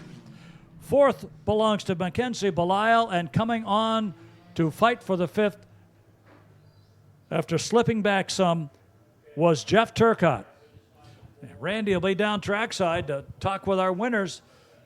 It didn't look, when we got down to those last 3 laps before the leaders tangled, it didn't look like Colton Martin would probably have a chance to get much beyond second if he could get by the dueling lead cars, but they proved that, yes, he can.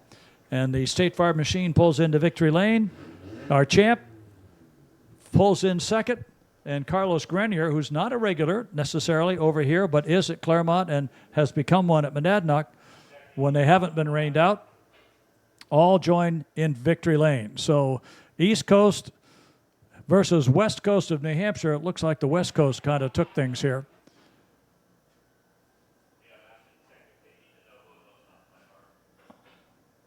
Randy's trackside. He'll have a chance to chat with Carlos Grenier in just a second.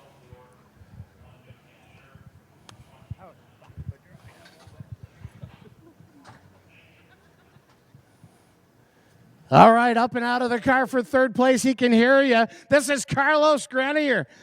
Carlos, man, I'll tell you what, you're tinging the exhaust the whole way. You're making this thing work. And, boy, you look like you had a fast ride all night. Yeah, on the beginning of the race, I didn't mean to get into Ben. He must have missed a shift. I'm sorry to Ben. He's a good friend. Congrats to Colton. He's another good friend. Love the guy. I got to thank my Uncle Dave and my dad. They put in, and Gino, they put in a lot of work to the car when I'm not around. I can't do it without them. JP Trucking. We'll switch places. Switch places. Black River Produce, JB Trucking, Ev's Auto. Who else am I forgetting? I know I'm forgetting. We're going to get you a cue card, buddy. That's what we're going to get. I need a cue card. That's what I need. I'll put one in your hat. Next time you're out, we'll go to pit road. Thank you. Carlos Grenier in for third spot. Well, Hot Shoe, you and I have met here many a times. You had a championship run last year. Not bad to finish second to that hot kid, huh? Yeah, the kid's on fire. Maybe if I ask nicely, they'll tell me some secrets. So, but no, it was a good night. Tonight was probably the raciest this class has been in a few events. Lap 17, we were a fourth place car, and luck of the draw, we ended up second. I got to thank my girlfriend, Bridget, for always being by my side. I got to thank Bud's Dumpster Rental, Mike Z Customs, Island Industries, Almost Home Family Daycare, and Atlas Motors for everything they do for us. Such a great young man. Always awesome to talk to him here. Justin Fofford. We're going to make our way over here to Lee USA Victory Lane. I see you overshot the stripe. Colton, what do we got to do here, bud? Colton Martin, buddy, is there any place you can't win? Without a little help, no. What'll help? I think you got a great bunch of help. Mom, Dad, Jeremy, Chico, Papa, and Mimi, who weren't here. Mammy, Callie, because she keeps telling me to. My sponsors, State Farm, Brody LeDuc, 603, Revered Painting, Chico's Handyman Services. I need a card. I'm going to get a card for you too, pal. Healy's Carpet and whoever else's name's on the car. But, just right place at the right time. Always the opportunist. Victory Lane, Lee USA Speedway, Colton Martin. Good job, guys. Well, the trophy room for Colton Martin's going to fill up pretty fast at the rate he's going this season. Hey, don't forget, mark your calendar for July 14th.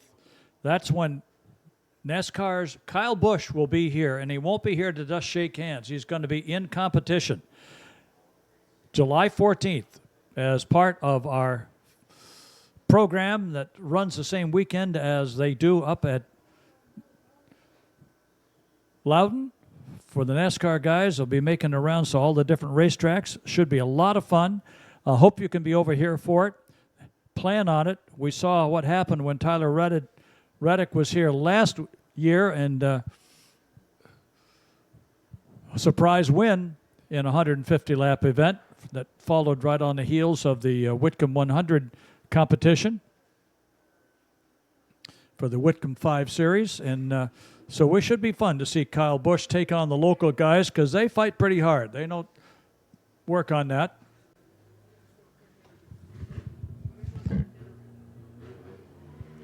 Randy's going to do a quick interview. Okay, you're done.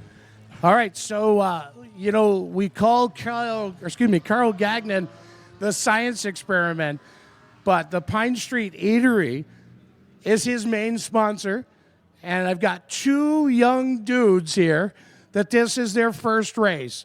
So Lee USA Speedway, let's congratulate them for getting these two young cats to come to the races. What do you think so far, pal? Good. And you? Good. Good, just good. Not dynamite, not fantastic, not excited. That's it. Well, welcome to Lee USA Speedway. We're glad to have you. Thanks, guys.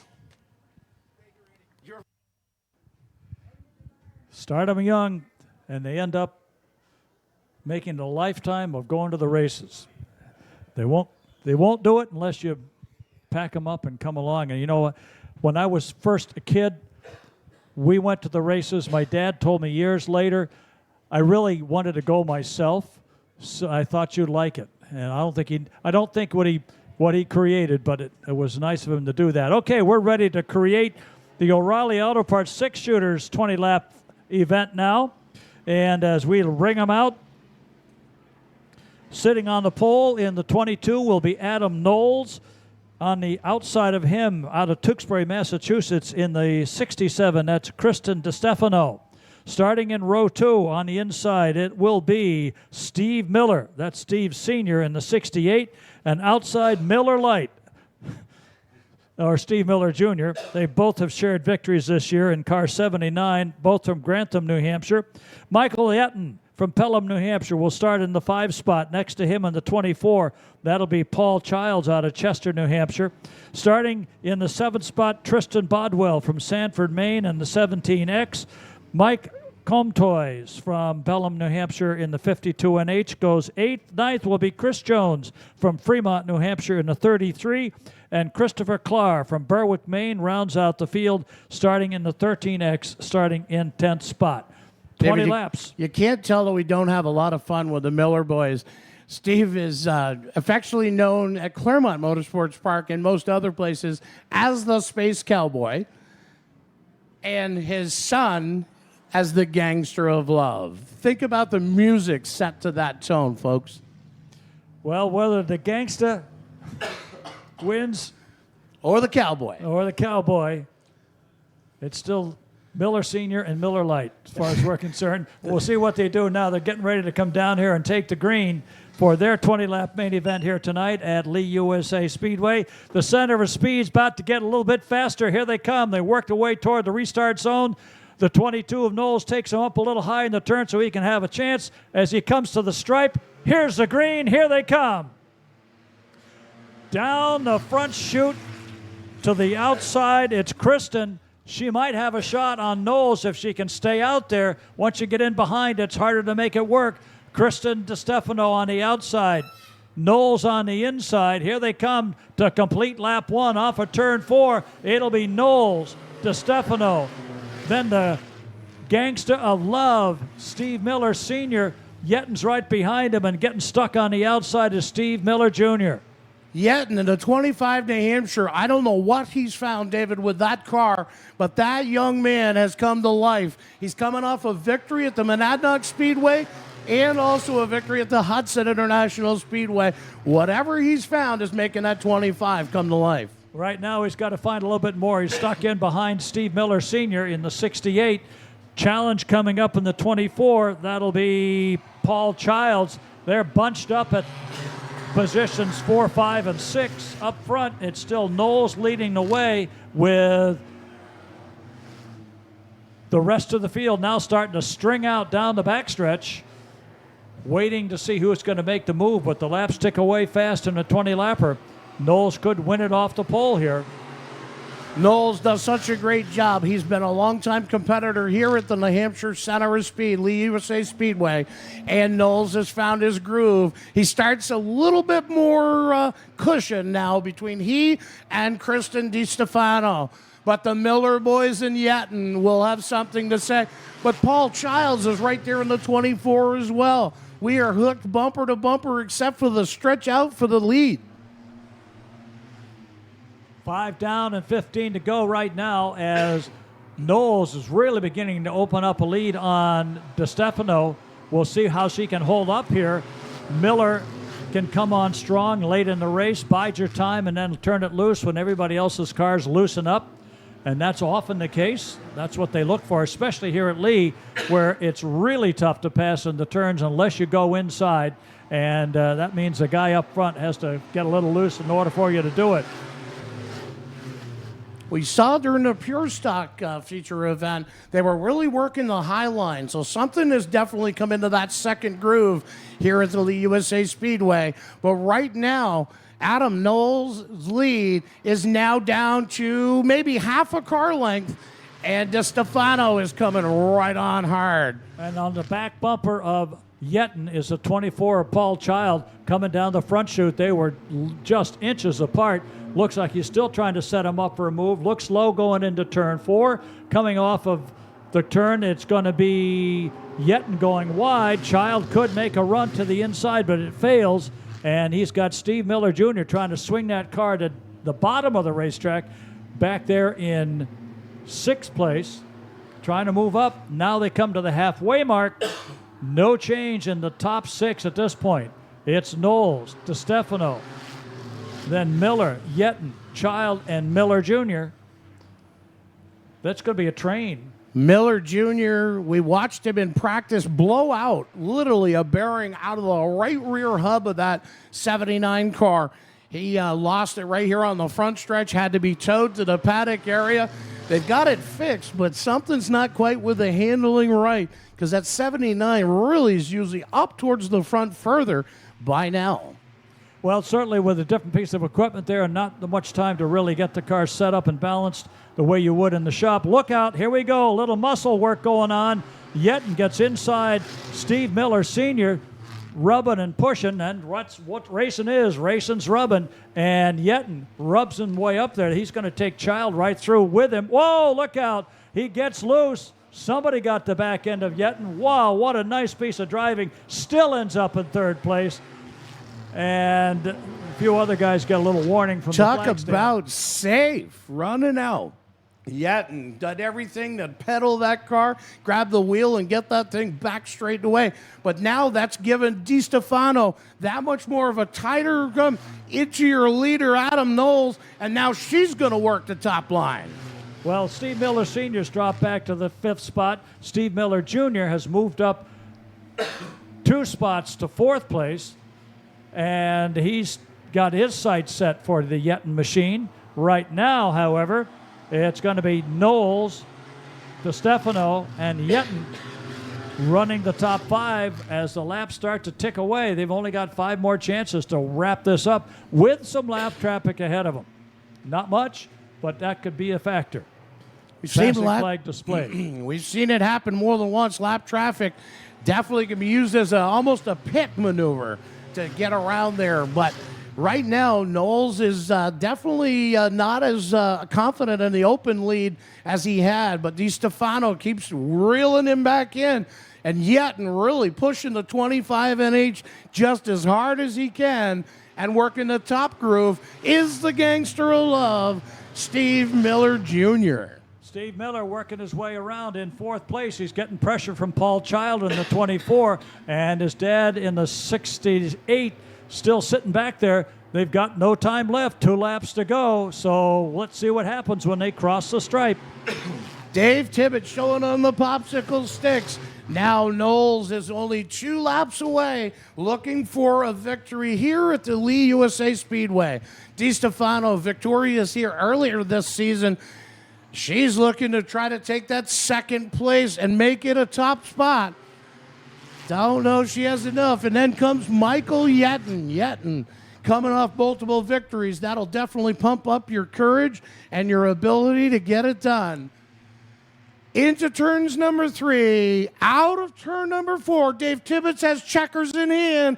It'll be Adam Knowles, Kristen DeStefano, and then Michael Yetton, the Gangster of Love, Steve Miller Jr., Paul Childs, Bass Cowboy, and the 68, Steve Miller Sr., Tristan Bodwell, and the last car on the lap would be the 33 of Chris Jones.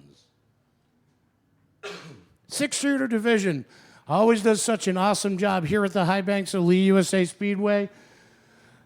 We're going to get down to Victory Lane and see what these cats have to say. Yetton definitely gets the save of the night in the 25 New Hampshire. We'll send it down trackside to Dave Sutherland. Well, it could have been worse. Yetton had some trouble. Those blue lights could have been really feeling blue, but they certainly helped save the day. There's not too many tire marks on there. Get himself unhitched. Hey, Michael, come on up here. So Randy and I have already voted, and you get the stave of the day no matter who's out here. What happened? I don't know. I got into him a little bit on the inside. I thought I was there because he got swirly, and then going down the backstretch, I got right reared. No idea how I saved the car. I should have been head on into the outside wall, but that was a bad move by somebody. Not bad. You've had a couple of wins this year and another podium finish. It's got to be a good start to the season. Yeah, I think I finished on the podium every week but twice, and I won once at Monadnock and once at Hudson. Haven't got a win here yet. Next week? Maybe. We'll see. Michael Yetton pulls off the third spot here. You may mention anybody you want. I want to thank Toromeo Industries, MTM Flooring, Pioneer Automotive, J. Lynch Electric, BMP Heating and Cooling, John, my dad at home recovering from surgery, my mom watching, my grandmother watching, and Mike. All right. Mike especially, going to shake his hand as we move over here and join Kristen. Hey, you did your best. You just couldn't quite catch him. I was trying, man. I was trying. I gave Adam an alternator tonight. It's the second time I've loaned him the same alternator, and both times he's won when he had my alternator. So congratulations to Adam. I have to thank my husband for getting my car here, giving me a good car, Matt for helping wrangle the kids. I have to thank my sponsors, ProFab, ACI, Tim Zilli Excavating, Shamrock Fence, Kingsley Automotive, Lee USA for giving us a great place to race. Kristen DeStefano picking up the second spot and move down here. Green to checker. That's the way you like it. Yeah, definitely. I've had a rough day today. I was ready to park it after the first lap of practice. My alternator crapped out. The pulley broke. And Tristan and Brian lent their alternator for me, and we managed to get it done. So you'll go to them anytime you need a part, right? Well, it happened like 3 or 4 years ago. I ended up winning the championship, and the same thing happened. I borrowed the alternator and won the race. There you go. And he wins another one. It's the used alternators that do the trick. Your winner tonight, Adam Knowles. Oh. All right, Adam's going to pick the 50-50. Get your tickets out. This will be a red ticket, so I hear a groan with the other color tickets first. Okay, red ticket, 792-8173. 792-8173. You're the 50-50 winner. Congratulations.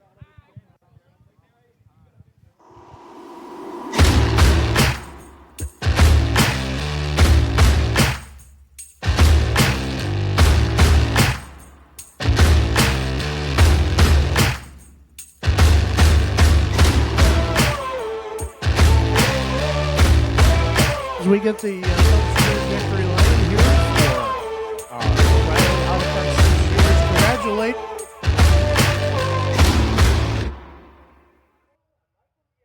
such a great job of our top three here at the Lee USA Speedway.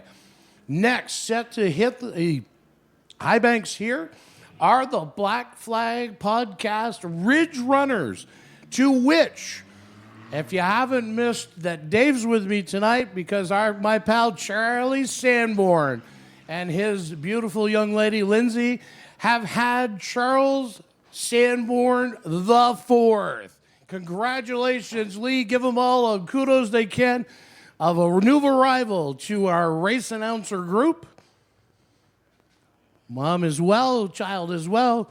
And we can't thank. Charlie and I will be in the booth together once we get everybody settled in for the rest of the season here at the Lee USA Speedway.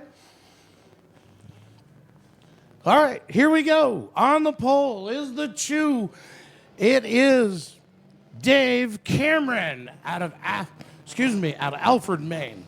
Out to his outside, they had a great battle during the heat race. That is Zach Frazier in the 37Z. Next, the 76 of Heath DeButts. The 63 goes next. That's Buxton, Maine's Brian Caswell. This is the Science Project, year number 2, the 99. That is the Pine Street Eatery. You just saw his fan club for Carl Gagnon. To his outside, the 51, that is Mike Doobie out of Nashua, New Hampshire.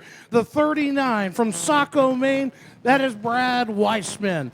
To his outside is the 78, Barrington, New Hampshire is where he calls home. That is Corey Downs.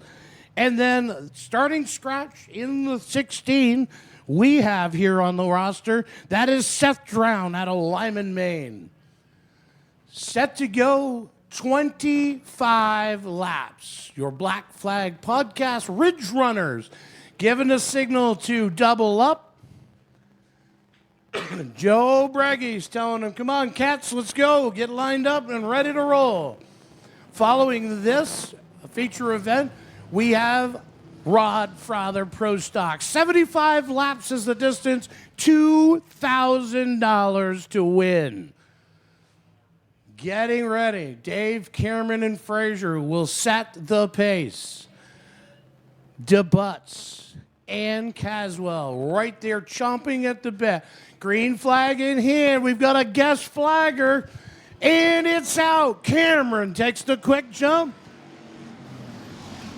Dave, Cameron, and Frazier. Frazier, they grazed the back bumper of the Chew. Remember, that Chew car they've worked on all this week after our wreck at the Stars Speedway last Friday night. But, as we all know, Dave's never been a slouch when it comes to the Lee USA Speedway. Lead is his to lose. He's just won just about everything last year, so we'll see whether he picks up where he left off this season. One wreck does not ruin a whole season for a guy like that. Right now, he leads him off on lap number 2. Right behind him, it's Frazier.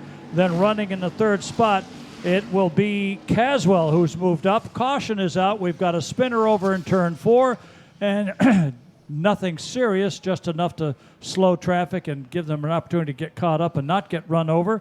And that'll be the 47. Something happened. Half the side panel is ripped off the car. Dave Caswell had some contact here in the back with the 78. You can see he's got a tail dragging out there as well. Corey Downs has got some material that Flagman's going to give him. Joe's going to say, you got to get that off there, Buck. Yeah, because the metal that's there is the part of the other car. Whoops. Just peeled it right off. He's taking a souvenir home. By the way, don't forget to stop over by where you came in. There are some awesome souvenirs at the souvenir booth under the Daytona stands. If you've never been to Lee, and we found a couple of young people that haven't, we'd love to have you take a souvenir home for the from the New Hampshire Center of Speed. And we can't thank you for joining us, all of you joining us tonight here. This has been a blast. There's an absolute gorgeous weather. Summer has finally arrived, David, I think, maybe. Well, it's all summer weather, whether it's showers or humidity, but that's what we've been waiting for because it's been a wet, cold spring. So the 78 of Corey Downs has been beckoned to go into the pits and get that piece of sheet metal from the 47 ripped off the back of his car. I wonder whether it'll mean you have to rip off his bumper or not, but apparently he doesn't understand go to the pits. Well, unfortunately, I think he's hoping that these guys will run out here and do it for him. That's not what they do. He's got to know it's there because it's noisy. If we can hear it up here in the booth with the window shut. For sure. And line them up and leave them in the lurch in a minute. The 47, on the other hand, seems to have come out of it okay. The rest of the car seems to be running fine. He's just missing a part. 78's carrying it for him. Yeah, as long as it doesn't hurt his weight. And now both of them are going in. 47 goes in. I don't know if he gets the part put back on or not. Well, maybe he'll jump out and actually put it back on for him. Well, I don't think they're going to I doubt that. I don't think they're going to have time.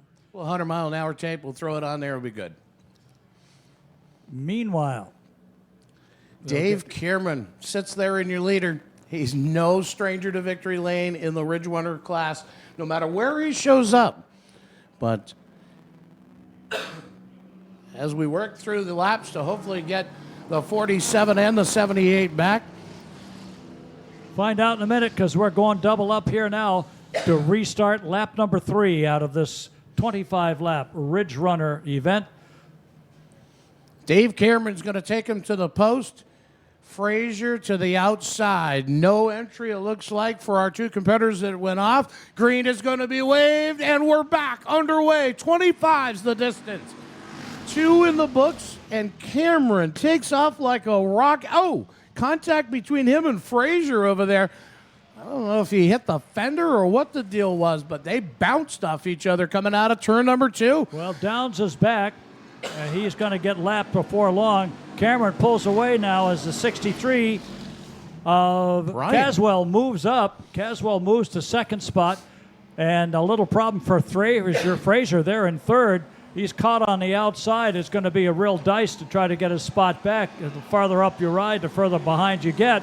Carl Gagnon looking super strong tonight. He's got his sponsor in the house, and he would love to put that car in victory lane.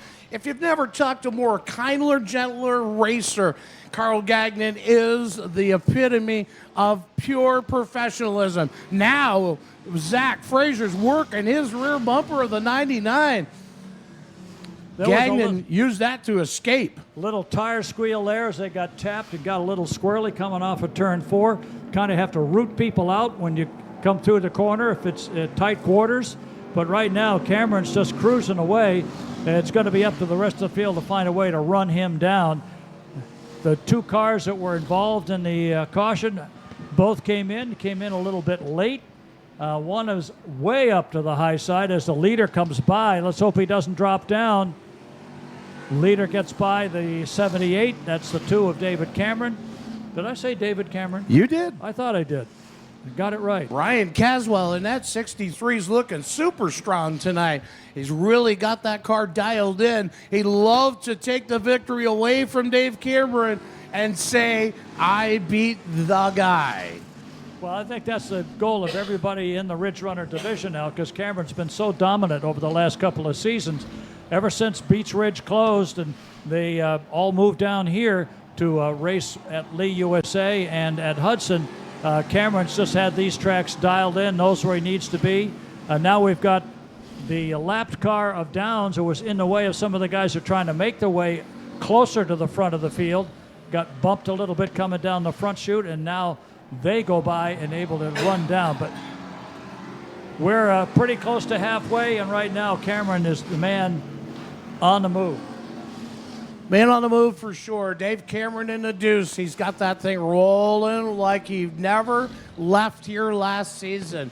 But Brian Caswell in that 63, I love how that car's come together. Carl Gagnon, I was talking to his crew chief earlier tonight. They had thrown everything but the kitchen sink at this car to try to get it to do what they needed it to do, and then said, wait a minute, let's just stop. And sometimes I've found in my racing career that that's just what works.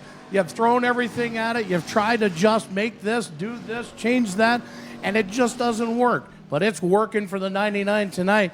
Halfway this time by, says Joe Breggy. Rolling off of turn 4 to take the crossover flag. It's halfway now for David Cameron. He's led from the outset. Running in the second spot, still trying to run him down. Brian Caswell following the 99 of Carl Gagnon, just doing what he can. And remember, Gagnon took 30 years off from racing and said, you know, I got reinfected. I got to come back and do some more racing. The bug is with me the whole time. So he's showing what he probably was able to do 30 years ago. and I think that's going to be a steady climb. We've got 10 to go when they cross the stripe this time. 10 to go for Cameron, 10 to go for Caswell, 10 to go for Gagnon. And running fourth and trying to catch up to him is Zachary Fraser, who shared the front row early on. And it's interesting to see. Look at Caswell. I don't know if something's going away on Dave Cameron's car, but Caswell is really tightened. They're closed up that lead. Cameron was just walking away with it. Now maybe has a two-car lead, and Gagnon's going to be right up there with him. Well, you know, the fact that Cameron had trouble with the car at Star last week, and you had to go back and do a little bit of repair work, sometimes the things that are perfect when you run a full race without damage may go away a little bit as you go later into the race. Whether it's the pressure, the track, or the weather, Cameron is going to have to really stretch it out. It looks like he's trying to do it right now as he comes by the 47, works his way down into turn one, and it looks like he's been able to squeeze off another round and stretch it some more. Dave Cameron had the most fun talking with David every time in Victory Lane here last year when he won the championship. And he's just an awesome dude. I was telling Dave on the way up today, they gave him a last place start in his last feature event here and said, buddy, if you win, it's $200. He came from the back to take the victory. Came from the back, took the victory, and greatly appreciated the $200 cash. And tonight's not the same kind of night, but it will be a victor's check if he's able to hold on here for the final. We've got 21 laps in the book now. Cameron's across the stripe with Caswell, falling back a little bit as Gagnon, as Joe Bregley gets ready to give him the 2 laps to go sign. It's become a 2-car event here. 2 cars for Cameron and Carlisle. That's it. Cameron and Caswell. Caswell looks like he's able to reel him in a little bit, then Cameron just steps on it some more. 2 laps left when they cross the stripe this time. David Cameron, Brian Caswell, and going back a little bit to the Carl Gagnon machine. Carl has fallen off the pace by about a half a straightaway now. White flag coming up next time. Cameron going to roll to another victory with a lap to go. If something doesn't blow up on the car, he is going to have a victory and a happy guy to talk to Randy in the victory lane when they get there. Checkered is waiting right behind him. Off turn 4 he comes, and David Cameron, one more victory in the Ridge Runners. Second to Brian Caswell, third to Carl Gagnon. The rest of the field finishes off here. And 25 laps later, it's David Cameron putting another notch in his gun with a victory here at the center of speed, Lee USA Raceway. Pulls it down to victory lane as everybody else heads down there to join him in the celebration. And he's going to celebrate right up close here, I think. Probably going to take a victory lap.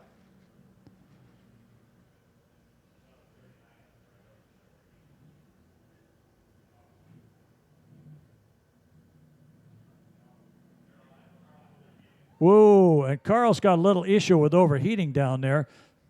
Just y'all be careful when you go down to victory lane with him.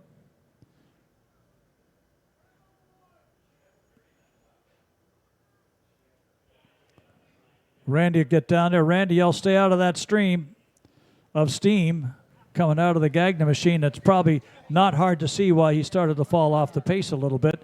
Randy, you'll check it out. Let's go trackside. Randy has the word. Well, it's like we've got the Eiffel Geyser going on here out of Carl Gagnon's rig.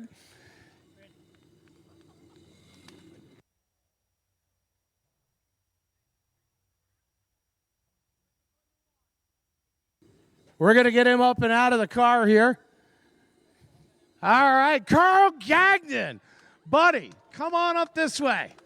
You don't know how long I've waited to see you here, pal. Great to see you. Great to see your sponsor here. You had an awesome, awesome run tonight, partner. You can't think anything of this. I tell you, how lucky am I, right? No, these guys, the crew worked so hard this week. We did a lot of work to the car. Obviously, we got some problems, but oopsie. Yeah, oopsie. No, the guys worked all week. They did a great job. We couldn't do this without our sponsors. I want to thank our sponsors: Pine Street Eatery, Turncycle Solutions, Forcia Contracting, John's Exhaust, East Area Collision, ARS, Greg Haley, the crew, Matt, Mike, Tony, Greg, the two Al's. That work. What's that? Yes, absolutely. And again, my wife, who was patient all week while I. You know, it's good to have a patient wife, buddy. I have the same. Hey, I have to thank Dave and Brian. They had a heck of a run. So I had this guy tell me as I walked by him upstairs, he says, "Tell Carl that that's not bad for an old guy." You don't know who that came from, do you? I think that would be Mr. Carter. Yes, it was. Yeah, he must be looking in a mirror. That's what I was thinking. So kudos to you and your team, Carl. You guys have done an awesome job. We love having you. All right. Well, buddy, I'm telling you what. I think you could have done it. What do you think? Maybe if I hadn't lost power steering with 5 to go, I might have been. That probably would have helped. And then the temperature gauge buried, so we're happy with second. Anytime you can still see the back bumper of that guy, you're doing something good. So I gotta thank my father. He basically my partner in crime, pretty much. My pit crew over there, Dan, Bubba, Kayla. Gotta thank Manda and Brandon in the stands. I could be racing a wheelbarrow in the backyard. They're gonna go watch me. And last but not least, my girlfriend. I put all my time and effort into these things, and she puts up with it and puts up with me. So I got to say thank you, and I love her. Awesome job, Brian Caswell. You know, I don't know. This cat and I've done victory lane so many times. I'll just hand you the mic, Dave. What do you think? What do you think of that, buddy? You stretched that thing out. You got him. He reeled you in a little bit, and then all of a sudden you were just like cruise control. Well, we weren't 100% sure we'd get it back to here. Last Friday night, I'm doing a deal where we let some drivers that ain't been in the seat for a while try it out at Star Speedway, and the car went into the wall really hard. Ouch. You got to thank Brick and Trev for giving up their personal time and being in the shop this week trying to get the car back together. And I was on 5 o'clock this morning putting a transmission mount in it because I found the training mount tore out of it, loading the car up on my lunch break because we were able to do it at work. I got to appreciate my boss for letting me do that at work. Who else? Brick and Trev, pretty much the two guys that put all the effort to get the car here week in and week out. The graphics group are the ones that help me out with the lettering and stuff like that. They're here every week supporting us right in the grandstands. Lloyd's Auto Sales, Alex Sear Excavation, On the Level Construction, Derek Nealon Racing. I'm forgetting some right now because I'm a little bit parched. Oh, I got to thank my girlfriend. Yeah, she's not here tonight. Because she still better thank her. She might be watching on Astrovision. She might be because she was asking me, "How do I watch that?" And I said, "I'm not 100% sure." So there's a lot of work that went into getting the car back together, and I can't thank those two gentlemen over there enough for giving up their personal time and helping me as much as they could. And we got it back together, and we got it pretty close. The car was pretty fast. We're very, very close, and just a little more work tomorrow before we go on to our next racetrack. But thank you, everybody. Thank Ben for giving us an awesome facility to race at. The Lee Speedway is absolutely beautiful. It's my favorite racetrack to race on. It's just fun. So thank you to Lee, Ben, and his entire staff. Thank you. Such a great job. Such a great gentleman racer. David Cameron.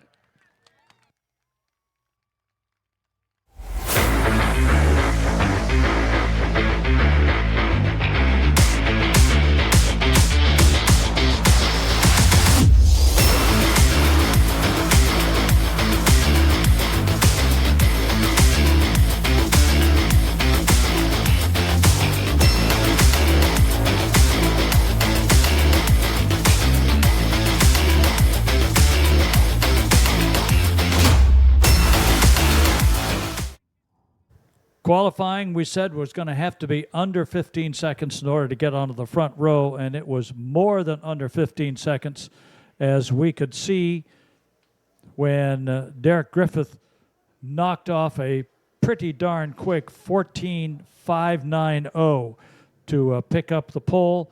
Wayne Hellwell got the second fastest time at 14.770. So they'll share the front row. But we still had, among those who are starting out, the first 8 starters, all under 14 seconds. Now, that won't be the pace for the entire race, but it says something about how their setups are working for them. If they don't go back and make substantial changes, which seems unlikely, they've got to go the distance this time, and we'll see what that can do for them. Derek Griffith, I think, as you know, made a lot of his reputation at Hudson Speedway, has had the great opportunity to move on to some of NASCAR's secondary divisions around the country. Had a good showing down at New Smyrna this year and has had an opportunity in some of the other series. It's how you grow, and it's how New England gets its recognition. It's been that way since the 70s and earlier when the local short track drivers made their way into the NASCAR circuit, even before there were many smaller divisions of NASCAR as there are today. So it's always fun to watch them grow. And when you come back here on the 14th of July, it'll be those young guys trying to take on one of the major stars of the NASCAR Cup Series when Kyle Busch makes an appearance here at the New Hampshire Center of Speed, and that's going to be a lot of fun. Last year was Tyler Reddick. Who knows next year? But these guys always run just a little bit better when they want to run against a big star who started the same way they did and then finally worked their way up here to the level that they race at around the country.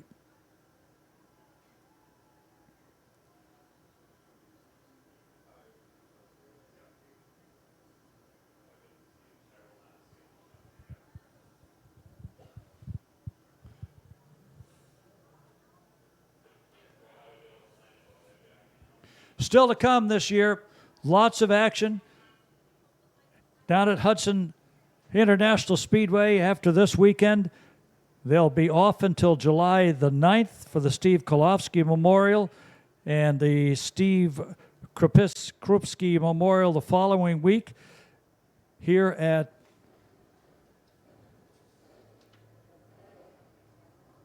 Lee USA. As we said, we've got a special weekend coming up on the 14th of July. Monadnock runs the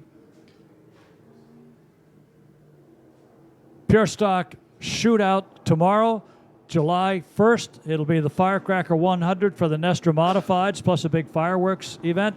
There's plenty of action coming up at Claremont as well. Make a summer of it and visit some of your favorite tracks as part of the Nestor family. Come join us at the Monadnock Speedway as well. That highs-banked quarter-mile track has nothing but speed to offer. But tonight, we're here at the New Hampshire Center of Speed, Lee USA. Thanks to you all for joining us. Thanks for the folks for joining us at home on Nastrovision. Had a little problem with one of the cars set in position. All right, starting on your pole, he was the hot rod to beat out of Hudson, New Hampshire. Put your hands together for the 12G of Derek Griffith. Next, a no stranger to victory lane or the Lee USA Speedway in the 27 NH, that is Wayne Halliwell Jr. Starting in the third spot, out of Scarborough, Maine, holding the candle high for the main competition, that's Nick Cusack in the number 2. Starting in fourth position, Joey Polswartek. Joey Polswartek, the pole guy, Hudson, New Hampshire driver in car number 97. Joey's who looks well in the Granite State Pro Stock Tours 2. Next on the grade, Ryan Green out of Berwick, Maine in car 93. And New Hampshire's I'll drive anything and win with it driver Jimmy Renfrew Jr. out of Candia, New Hampshire in the 00. Next on the grid in row number 4 to the inside is the 94. That is Scarborough, Maine's Garrett Hall. Next, last year's champion here at the high banks of the Lee USA Speedway. That is Windham, Maine's Brandon Barker. Next on the grid, out of Windham, Maine, another one of the main competitors, Corey Bubar in car 12X. He'll be flanked by the 90 from Pembroke, New Hampshire, Casey Call. Next in row number 6 on the inside, that is Alex Quarterley. To his outside in the 81 out of Deerfield, New Hampshire, that is Dan Winter. Starting 13th out of Tamworth, New Hampshire, the 09X of Jeremy Davis. In 14th starting position from Gotham, Maine, the 40M, Dan McKeague Jr. In the scratch row on the inside, former track champion here at the Lee USA Speedway in the 09, that is Frankie Eldridge. And on the grid in the 53, now it looks like Herbie the Lug Bug, but it's just grown up. That is Doc David Piper. 75 laps the distance. We're getting them ready to line up as soon as everybody's out here and settled in. Looks like Joe's going to give them one more time around before they can get themselves double up, make sure everybody's here.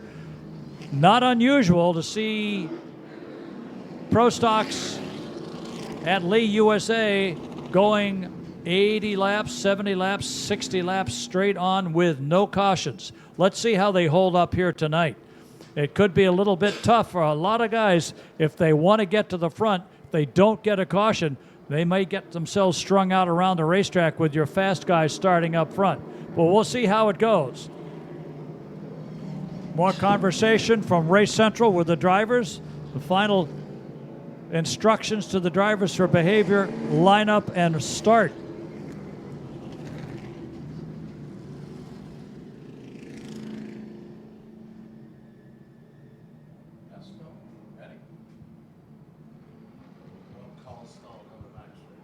One car stalled down across the backstretch. Couldn't see it until Casey having some issues. Now he's back up and catching with the field. Probably had to tighten up a seatbelt. They're good. They stop and fix something and then climb back into the car. Not good if they have to go into the pits and fix something and climb back into the field. Double up this time. Okay, Lee USA Speedway fans, we're going to get these cats dialed up, doubled up, and ready to go. 75 laps. When they come around the next time, they are not going to go green yet.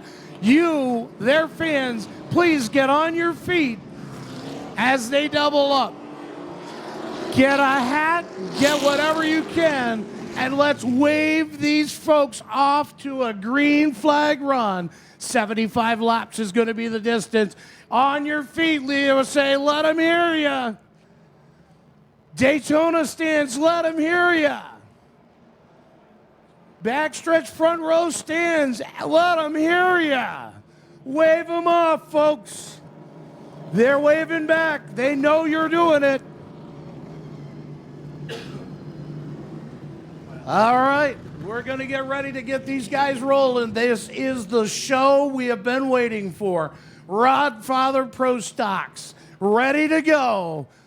Is it Helliwell on the jump, or is it Griffith, or is the young cat, Ryan Green? I had the pleasure of interviewing when he won here last year, a season ago. Going to be shaking the green.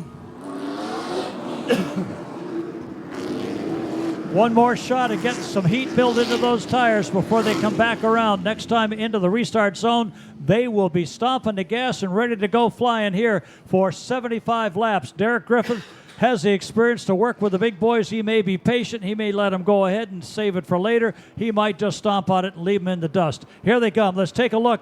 Rolling into the restart zone, looking for the green. Wave that flag, and here we go. Dave Tibbetts kicks him off, and down the front stretch we fly. Derek Griffith gonna pound it for the lead. Wayne Helliwell to his outside, trying to work some magic, get some heat into those tires, and work towards the front. Lap number 1, Derek Griffith, Wayne Helliwell running 1-2. They stretch it out, 4 cars, 5 cars now, as everybody gets in line, trying to make a move. Not enough room in there as they tap bumpers. Griffith will just hold them off. Jimmy Renfrew Jr. made a run on the 93 of Ryan Green. He ducked it in wisely, backed off. We've got 75 and only 2 in the books. Renfrew now making the challenge again to Green for the 4th spot. Dives the 0-0 into the inside. Not going to make it yet. Green trying to pitch him off a little bit. This time Renfro sees daylight coming off of turn 4. Takes it down into turn 1. Does he have the shot this time? He does. Patience pays off, but Green gets off the corner faster, sets him right back into 5th place. Meanwhile, Griffith and Hellawell are starting to open up the margin while everybody else dices for position behind them. Derek Griffith, sparks flying for the 12G, and now the battle ensues for 4th. Renfrew tried the inside again. Ryan Green able to hold him off, but for how long? Green working the outside groove, and Renfrew Jr. looking for the inside. Now they're almost rubbing. Keep trying. Renfro knows the track well enough to know how to get in there. Green comes off the corners in a high spot every time. Renfro tries to work his way down inside. They get inside 3 and 4, and Green gets a good grip off of 2, and he'll be able to run it back out. But wait a minute. Here's Renfrew. He's got him down, slides him up the bank a little bit. They come to the stripe side by side, and Renfrew may have a shot at taking over 4th. Coming off turn 2, down the backstretch, it's Renfro by a nose. 32 of Brandon Barker sitting right back there watching these two kind of work each other over, and he's just waiting for his opportunity. Last year's champion would head to victory lane, but he may be the crafty one right now, waiting for the right opportunity. One guy we got to pay attention to is Casey Call. He just picked up 1 spot on the 12X, and he's starting to work his way toward the front. There's a lot of time to go. Working it hard now, could use up tires for later on. Griffith is just coasting out in front. He doesn't have to beat the car up, but the guys who are fighting for position in the middle of the pack use up tires more quickly, and when you need them with 5 laps to go, it's not going to help very much if you burn coming them out of or into out of turn number 2 into turn number 3. Casey Call almost had contact with a 94 Garrett Hall. He's got him right on the verge of trying to get by him, but they had contact last lap coming out of turn number 2.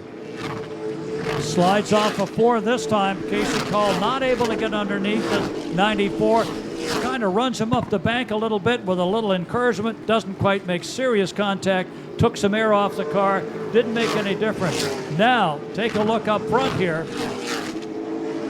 They go by 1 lapped car, and Hellawell has got about an 1/8 of a straightaway to make up to catch up to Griffith. Griffith just coasting out there as the 53 car gets the move over flag. Call still working on the 94 as they go into turn 2. Hasn't had the chance to get underneath the way he wants to. Renfrew still making headway. Now in the 4th spot, Nick Cusack is in the 2s. He's got the 2 car up to 3rd, doing such a great job. And now he's going to have to deal with Renfrew, who wants to take that spot away from him. Bide their time early in the race. Remember, it's 75 laps. We put 17 in the books up front. That's a long way to race, and you don't want to race too hard now unless you get a caution and it changes the makeup of the lineup. Derek Griffith, the 12G, the Hudson Hornet, doing such a great job hanging that car out. This may be his plan. Get out in front, stay out in front, stay out of trouble, stay out of the cars, not interfere, and hope lap traffic won't have an interference with him either. But he has set sail in that 12G. Well, being the leader, you have the opportunity to pick the line you want to use all the way around the track, and as long as it's working for you, you don't have to beat the car up. It's the guys trying to catch up to you that are trying to find a line that would give them a little more advantage, get them a little bit closer to the back bumper. As I said, if there's no caution, if they went green to checker on this one, then these guys behind Griffith are going to have to really work hard. Right now, there's a battle between the 32 and the 93 going into turn 2. Barker dives to the inside of the 93 of Ryan Green. I don't know if Ryan's got some handling issues that have occurred on that car, But now Barker making the heavy challenge to the inside. He's going to look to take over the spot, exiting turn number 3. Excuse me, turn number 2. Barker's working his way down there once again. Green pulls up just a sec. Barker back underneath. The turn 4 is where you can root him out a little bit, and it looks like that's exactly what's happened. Barker now is able to get a little bit edge. He's got a half a car length. They run door handle to door handle down the backstretch, fighting for position back in the pack. And finally, it's Barker who comes out with the spot as they try to give chase to your leaders. Your leaders are easily a half a lap ahead of them. Casey Call back in the 8th spot. Casey just did the Huckleberry Shuffle coming out of turn number 3 into 4. Car was just about caught, and he caught it back. Good catch on his part. But now he's going to challenge the 94 as they come out of turn number 2 down the backstretch. Not quite got it. Garrett's still hanging on. Not quite able to make a move. 94 getting off the corner in better shape, staying out just ahead of Call.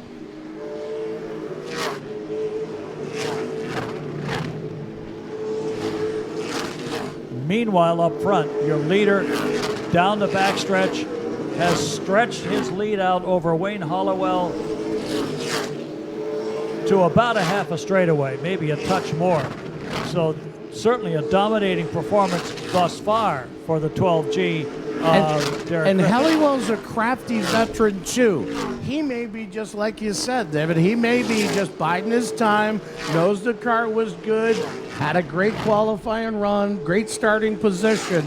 He may be just biding his time, but if he bites it for too long, Nick Cusack's right there in the 2, and he's looking to turn the wick up on that Caution. car. Look out, the 77 got into the wall, it appears, and that car is ripped up. Still driving quarterly. it. Got up a little high, and the caution we said they might need, this will change the strategy quite a good deal. Looks like the 09 either collected him or was collected by him as they Tough got break into for it. Frankie as well. He was having a good run. Well, this is going to tighten things up. It may make a big difference up front because Griffith's strategy has to change a little bit now because it'll be a double file restart. Hellawell's right there equally with him. The 2 hasn't lost his spot. Renfrew picks up a spot. Barker's there now in 5th. Casey Call has a chance to pick up a couple of spots. You've got at least 3 cars going down pit road right now. One of which was the vehicle involved in it, but 2 others headed down. Make a few changes. A little crank on the bolts here. A tire change, if you can, a little air pressure change, and all of a sudden you're ready to get right into the competition. There's one more heading down pit road. That's Garrett Hall in the 94. He was like fading and then come back and faded and then come back. So you're right, David. They may go down, a little air pressure adjustment, maybe a tire. Maybe they've got a tire going down. But if you look at this field, it's anybody's show to show up in victory lane tonight for sure. This is one of the best competitive fields at the Lee USA Speedway. And when we call it the New Hampshire Center of Speed, you can see it in these cats out here tonight. Well, you know, we made the comment during the Pure Stock event that one little mishap can change the whole picture of what's going on. 2 leaders got tangled up. Third place car goes up, wins the race. It's not the first time in racing that's ever happened. For sure. So, you know, you can bet that is a possibility now. The 09, he's back in, made whatever adjustment he needed to make to rejoin the field. So maybe Frankie has a chance to move up. He hadn't been lapped yet. That's actually the 09 of Jeremy Davis. You're right. Jeremy, always a great competitor here, a great hard charger with the Grand Estate Pro Stock Series. And car just has been a little off. He had a good qualifying run, and he works on that car feverishly, though, and he's got a great crew to help him get that thing back into a competition fashion for sure. Still waiting on the cars. I think that went into the pits. A little conversation between the tower and the flag stand. 2 sticks in Dave Tibbetts' hands. Said, let's go. double them up, and it looks like anyone who's coming out is out. So Griffith and Helliwell side by side again. Right behind him will be Nick Cusack in the 2. He runs inside of row 2, and on the outside of him, the 00 for Renfrew Jr. Here they come. Here they are. They're approaching the restart zone. It's Griffin's pace to set. Halliwell is outside. Green flag's gonna fly. Here goes Griffith and Halliwell side by side into turn number 1. A little bit of an advantage for Halliwell, but now Griffith back. Halliwell gonna work that outside. Helliwell takes it down into turn 3, stays on the outside of Griffith, pinches him down, crosses the stripe. He's got the lead. Wayne Helliwell hung back, works his way down again, pinches Griffith down a little bit, works out to the outside. Griffith keeps his nose right there at the left rear, bumps him up the banking a little bit. They come to the stripe, and it's Griffith by a bumper down into turn 1. They are side by side and still staying on the gas. Still digging both the 12G of Griffith, the 27 NH of Wayne Helliwell Jr. We are side by side at the line. They are dead even at the line. Can't tell the difference. The clock will tell you it's a 1/10 of a second. Helliwell works the outside again. Now Griffith's run well inside, but he's being forced down out of the groove he's been using so far. Helliwell saving his tires, trying to chase him. Might have a little more grip at this point coming off the corner. We're 33 laps into a 75 lapper, and we're not quite halfway there yet, but they are fighting tooth and nail and stay dead even at the stripe. It's only going to count when the race is over, but they are Short putting on track a show. racing at its finest here at the New Hampshire Center of Speed. It's Derek Griffith on the inside, Wayne Helliwell Jr. to the outside, and there's still advantage that time. Helliwell on the clock. Helliwell has an edge coming off of turn 2. Doesn't seem to have it going into 3 and 4. Slips back a little bit. This time he does get a shot on the outside, and that's a hard place to race. Running the outside here is going to use up the car, or you got it set up perfectly to run that way. Griffith now sits back, kind of tucks his nose in there again. There might be a little fender tap. And the guys are backing up behind him. But all this is going on up front. Nick Cusack in the 2 and Jimmy Renfrew Jr. in the 00. We come to halfway. Oh, Helliwell takes it away, grabs your lead. Wayne Helliwell Jr. airing out the 27. Missile launched it coming out of turn number 4 to command that lead over the 12 of Derek Griffith. But this is far from over, folks. Another 33 laps to go before they can really settle it. Griffith, little tap on the bumper, maybe going down the front chute, back up underneath the underside of Helliwell. They rub again coming off of 4, and Griffith is sneaking back to the front. Off the turn he comes, stomps on the gas, and opens it up. Down the backstretch, Griffith says, time to go. Helliwell drops back to second spot. The rest of the field hasn't changed behind him yet. Nick Cusack's got a rear bumper full of the 00 of Jimmy Renfrew Jr. But here's last year's champion in the 32, sits in 5th. He's not going to be good with that. Brandon Barker now gets into the mix. Helliwell will be the car that probably used it up the most so far, trying to work the outside. May have been a little more abrasive out there. A little bit of a challenge for 2nd, 3rd, and 4th. Helliwell may be loosening up if Cusack can catch up to him or Renfrew can get by. It may be that the faster cars are sitting 3rd, 4th, and 5th. They just can't make the move they need to get up into 2nd, 3rd. Griffith now stretches that lead out pretty substantially as he comes off turn 4. What was a wheel-to-wheel duel with Helliwell now becomes a 4-car advantage coming off of turn 4. Helliwell still 2nd, Cusack, Renfrew, Barker, 3 through 5. This is short track racing at its finest for sure. Griffith has now got out in the clean air and worked his way to about a 3-car advantage over Wayne Helliwell. Now dealing with the lap traffic of the 53. He gets down under the underside. Halliwell now around lap traffic. The battle going on, ensuing for third and fourth between Cusack and Jimmy Renfrew Jr. Contact here on the front stretch. Junior's going to stay down on the inside, trying to get by Cusack. He had a shot at it. The lap car was there. They couldn't make the turn as wide as they wanted to. Coming off wide now, Cusack. Renfrew looking inside again for third place. Renfrew's down at the bottom of the track, almost comes up to make contact with Cusack. Stays low, points the nose down to the white line, and slips back a car length. But look at Barker. Something's wrong with the 00.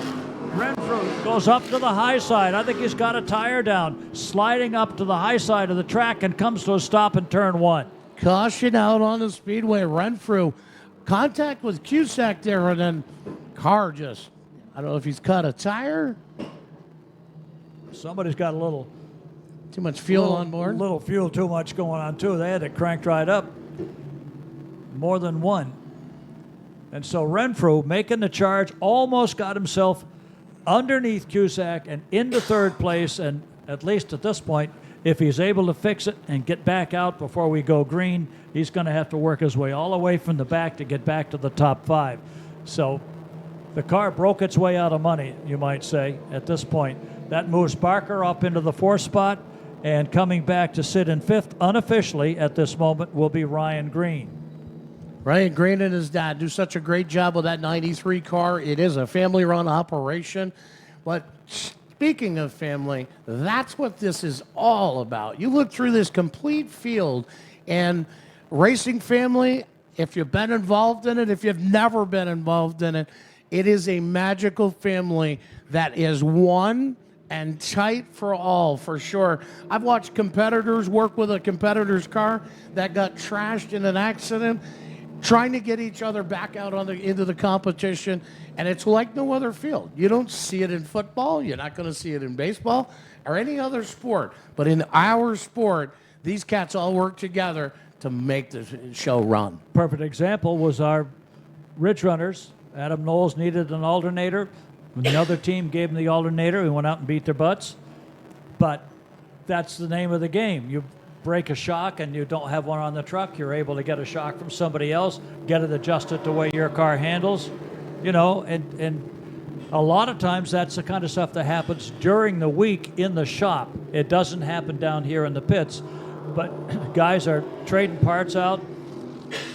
Somebody's had a car that maybe doesn't even compete anymore in that particular division, but he's got parts left over, and so someone's got a problem, you get a part, and you on your way. We've just brought one more car back out.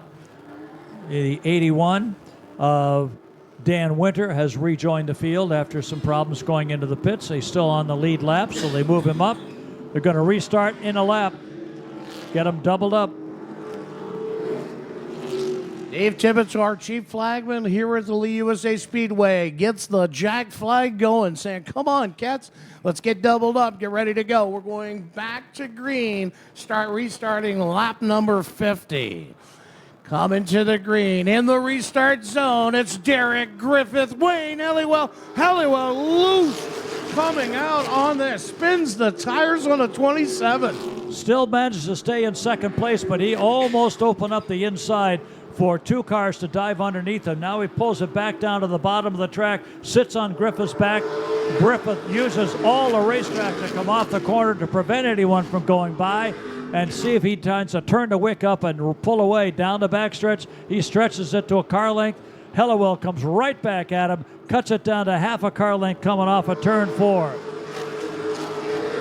And the hard charger of the 32 of Brandon Barker tries it and dives into third place. Now he's going to look and set his sights on the 27 of Helliwell. Coming to the stripe this time, it's Griffith, Helliwell, Parker, and the 2 of Cusack, and then the 93 of Ryan Green in your top 5. That's where saving your car as you come through the race for the last part of the race. We're looking at 52 laps complete. You got 23 to the finish. It's a Saturday night feature. At this point, we have something's gone awry with Casey Call again. He just got jackpotted by the 09 of Davis. And he will be taking that car to the pits. Tough break for the 90 of Call. So he had Call contact between the 09 of Davis and the 12X over there of Corey Bubar. Something happened. All it takes is a little twitch in the steering wheel. Something goes soft, and you bang into each other, and one guy's night is over. He might come back out, but he's going to be down many laps. So at this point, it's Hellawell chasing Griffith, Barker chasing Hellawell, and Cusack back and forth. Ryan Green in fifth. Garrett Hall is a fairly distant sixth at this point, but trying to close in on the leaders. And you never know. Another caution will close the field up again and change the entire picture.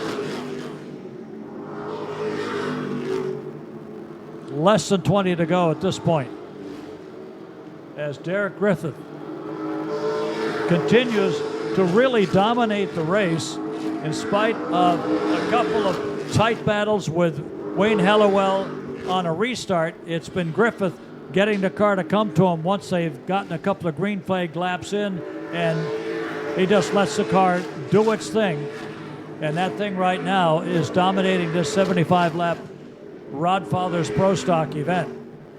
Cruise control sat on the 12G for sure. It looks like it's just stretched it out.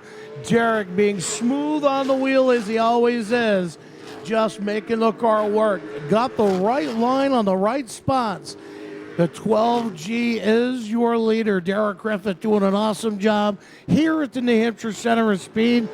We thank everyone for joining us here in person and you folks home watching on Nastra Vision. If you haven't got your subscription yet, it's to all four of the Nastra tracks. And we'd love to have you join us here at the Speedway, but we know that's not always a possibility. Join us on Nastra Vision for sure. About an 0.8 of a second difference between first and second place. We'll see whether the 12G of Derek Griffith can stretch that out or whether Hellawell can pick up about 0.8 of a second. It doesn't seem to be changing very much. It's pretty consistent when you watch what's coming up on the monitor tonight. And the nearest closer to them, Brandon Barker, is about 1.5 seconds behind your leader. On a short track like this, that's hard to make up. We're going to have 10 to go, David, this time by 10 laps to go till we crown a winner tonight. Griffith, Hellawell, Barker, Cusack, Ryan Green, Garrett Hall, Jeremy Davis. Well, now the cream is really rising to the top.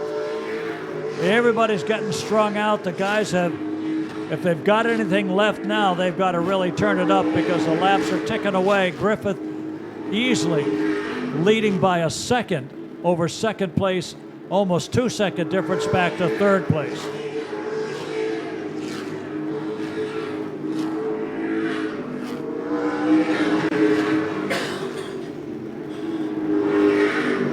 A little less crowded than I-95 on a Friday night at this point. Settled in and easily running up front. Derek Griffith coming down to lap 69. Gonna hit the stripe this time by. He has been the ominous one tonight. He had a lot of challenge from Hellawell early, and then all of a sudden when he gets out front, he just takes that rocket ship to go. Here we go. 5 fingers fly. Derek Griffith takes him off into turns 1 and 2. He's got an easy 1 second lead now on your second place car. If Hellawell's got to have any prayer, he's got to turn that wick up, take all the chances he can, and drive it hard. Because right now he's lost 0.2 of a second from earlier in the race of 1 second difference between first and second place as we come down to complete 72 out of the 75 lap distance for tonight's race. Derek Griffith pretty much cruising on his way to victory. We'll see the twin flags up right now. 2 laps to go for Derek Griffith, Wayne Hellawell, Barker, Cusack, and Green. And caution as something goes awry on the 53. Doc Piper's car comes to a stop in the middle of the backstretch, and all of a sudden the complexion of the finish goes right out the window. Remember what happened the first time we had a restart? Wayne Hellawell was able to get to the outside and lead a couple of laps, never really got out in front of Griffith at all, but now it takes Griffith 2 or 3 laps to get the car up to speed when he comes off the corners, and that might be Hellawell's advantage. Barker sitting there waiting for them to do something. This is what happened in the pure stock race earlier today.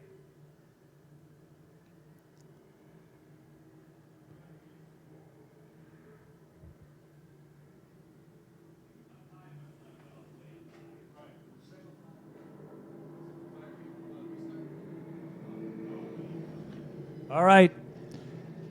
As soon as we get the 53 car off the track and make sure everything's clear, no parts and pieces, and no fluids on the track, then you'll double them up and turn them loose. It's not going to be any one of those dull old single file restarts. They'll have to duke it out right to the checkered flag.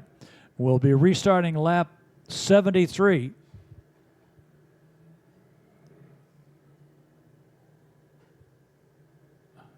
Appears as though the car does not want to turn into the pits.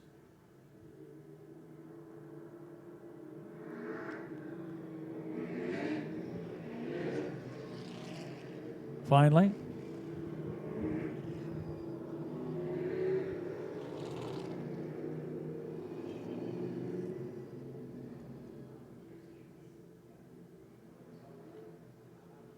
So something broke, obviously, in the front end of that 53 car. Caused him to come to a stop, which means Griffith, Hellawell, and Barker and company got to double it up, scrub a little more heat back into the tires.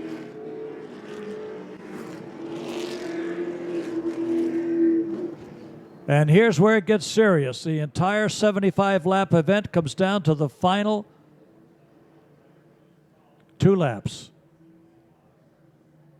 Griffith and Hellawell, Barker and Cusack coming around. Green flag, and we're back at it. On the throttle coming out of turn 1, Griffith powers it off the turn ahead of Hellawell. He doesn't have a chance to play. Cusack loses the spot to Green coming into 3 and 4. We have 2 laps left. Griffith, Hellawell, Barker third. That change didn't stay long. Cusack's back into 4th. Green 5th on the outside. More of a challenge. White flag, 1 to go. Derek Griffith's just got to hang on for another 3/4 of a lap. Hellawell's trying to catch up. He's drifting back. Barker's going to sit in 3rd. They're coming down for the checkered flag. The Rodfather Pro Stock 75 lapper double checkers for Derek Griffith, Wayne Hellawell, Brian Barker, and that's it. Griffith does what he does so well, picks up the victory. Green to checker, only gave up the lead 1 time on a restart, and he's in victory lane. $2,000 to the good and the checkered flag. Randy will be down trackside to talk with Derek in a sec. Hellawell pulls up into victory lane, as does the 32. Brandon Barker. Everybody are looking at the cars, checking the tires, and saying, what do we need to do to make it even better?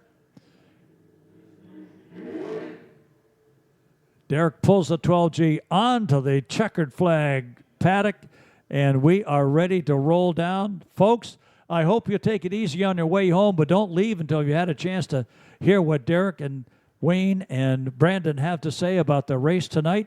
And remember, we're going green if we can tomorrow at Monadnock Speedway in Winchester, New Hampshire for the Pure Stock 50 shootout, and Sunday for the Mighty Mike Memorial at Hudson Speedway starting at 5 o'clock. Keep your eyes poked to your social media to see what's going on. Right now, let's go down trackside to Randy Wheelock. Dave Sutherland, we're here trackside. Get your third place podium finisher, Brandon Barker. Champ, come on up here, buddy. You worked your tail off to get to this one, bud. What do you think? Yeah, this thing doesn't have the fire off speed that, it needs to contend with them guys, but overall, it takes a few laps for it to get going and feels pretty good. I can't thank Archie enough for the opportunity. My whole crew guys, I'm probably not the easiest one to deal with at the racetrack, and Robbie, couldn't do it without him. He's awesome. My whole crew, Keen Parts, everybody, thank you. Great job. Brandon Barker is your third place finisher. We're gonna get down to see the young fella first, all the way down this way. We got Nate in tow with us for all the folks in NASTRA Vision World. Mr. Halliwell, come up here, my friend. You had some wicked wheel time with that cat in front of you tonight. And I'll tell you what, you guys were the show of the show. What happened? And he just got away from you? Yeah, he just had a better car. That's plain and simple. We burnt it up there trying to make something happen on that restart. I knew that was going to be probably one of our only shots. So we try to pinch him down there for as long as he can. And I had to slow down too much, and we had no forward drive. So hats off to them. They did a great job. He ran me clean. And thank Bruce Bernhardt, E-Keys for Cars, and Greg and everybody, my family, everybody for continuously coming out and following us. Awesome job. Wayne Halliwell Jr. I don't think I've had yet the opportunity, Hot Rod, to meet you in Victory Lane. The last time you were here, probably not so good a run, but tonight was yours. And, man, you made this place rock. Yeah, we had a really good car. It seemed like it tightened up on the long run there. And I was trying so hard to race with Wayne when he was rolling the top, and he looked like he could roll a lot better than I could, just couldn't get off. So I had fun with those guys. Just got to thank my crew. We didn't really plan on this until Tuesday to come here, and we haven't been here in 2 years, I think. So I really got to thank them. They worked their butts off, and I got to thank Pepperjack Kennels and Nutrisource for being on, FE Prevention Insurance, LCM Racing, Magnus Performance Products, King Performance, and Fury Race Cars. Derek Griffith, Victory Lane. This is no stranger to you, buddy. What's next in your career? Right here. Couple weeks. We're going to be here for the big 10,000 win race, and my career is all over the place. Who knows where I'll be in a few months? Never mind, next year. So we'll see. Fingers crossed for some more big stuff. Lots of fans in the New England area root for you no matter what you're driving. We've watched you all over the place. Derek Griffith, he's not going to be a stranger to Victory Lane in a lot of other fashions. Great job. Thank you.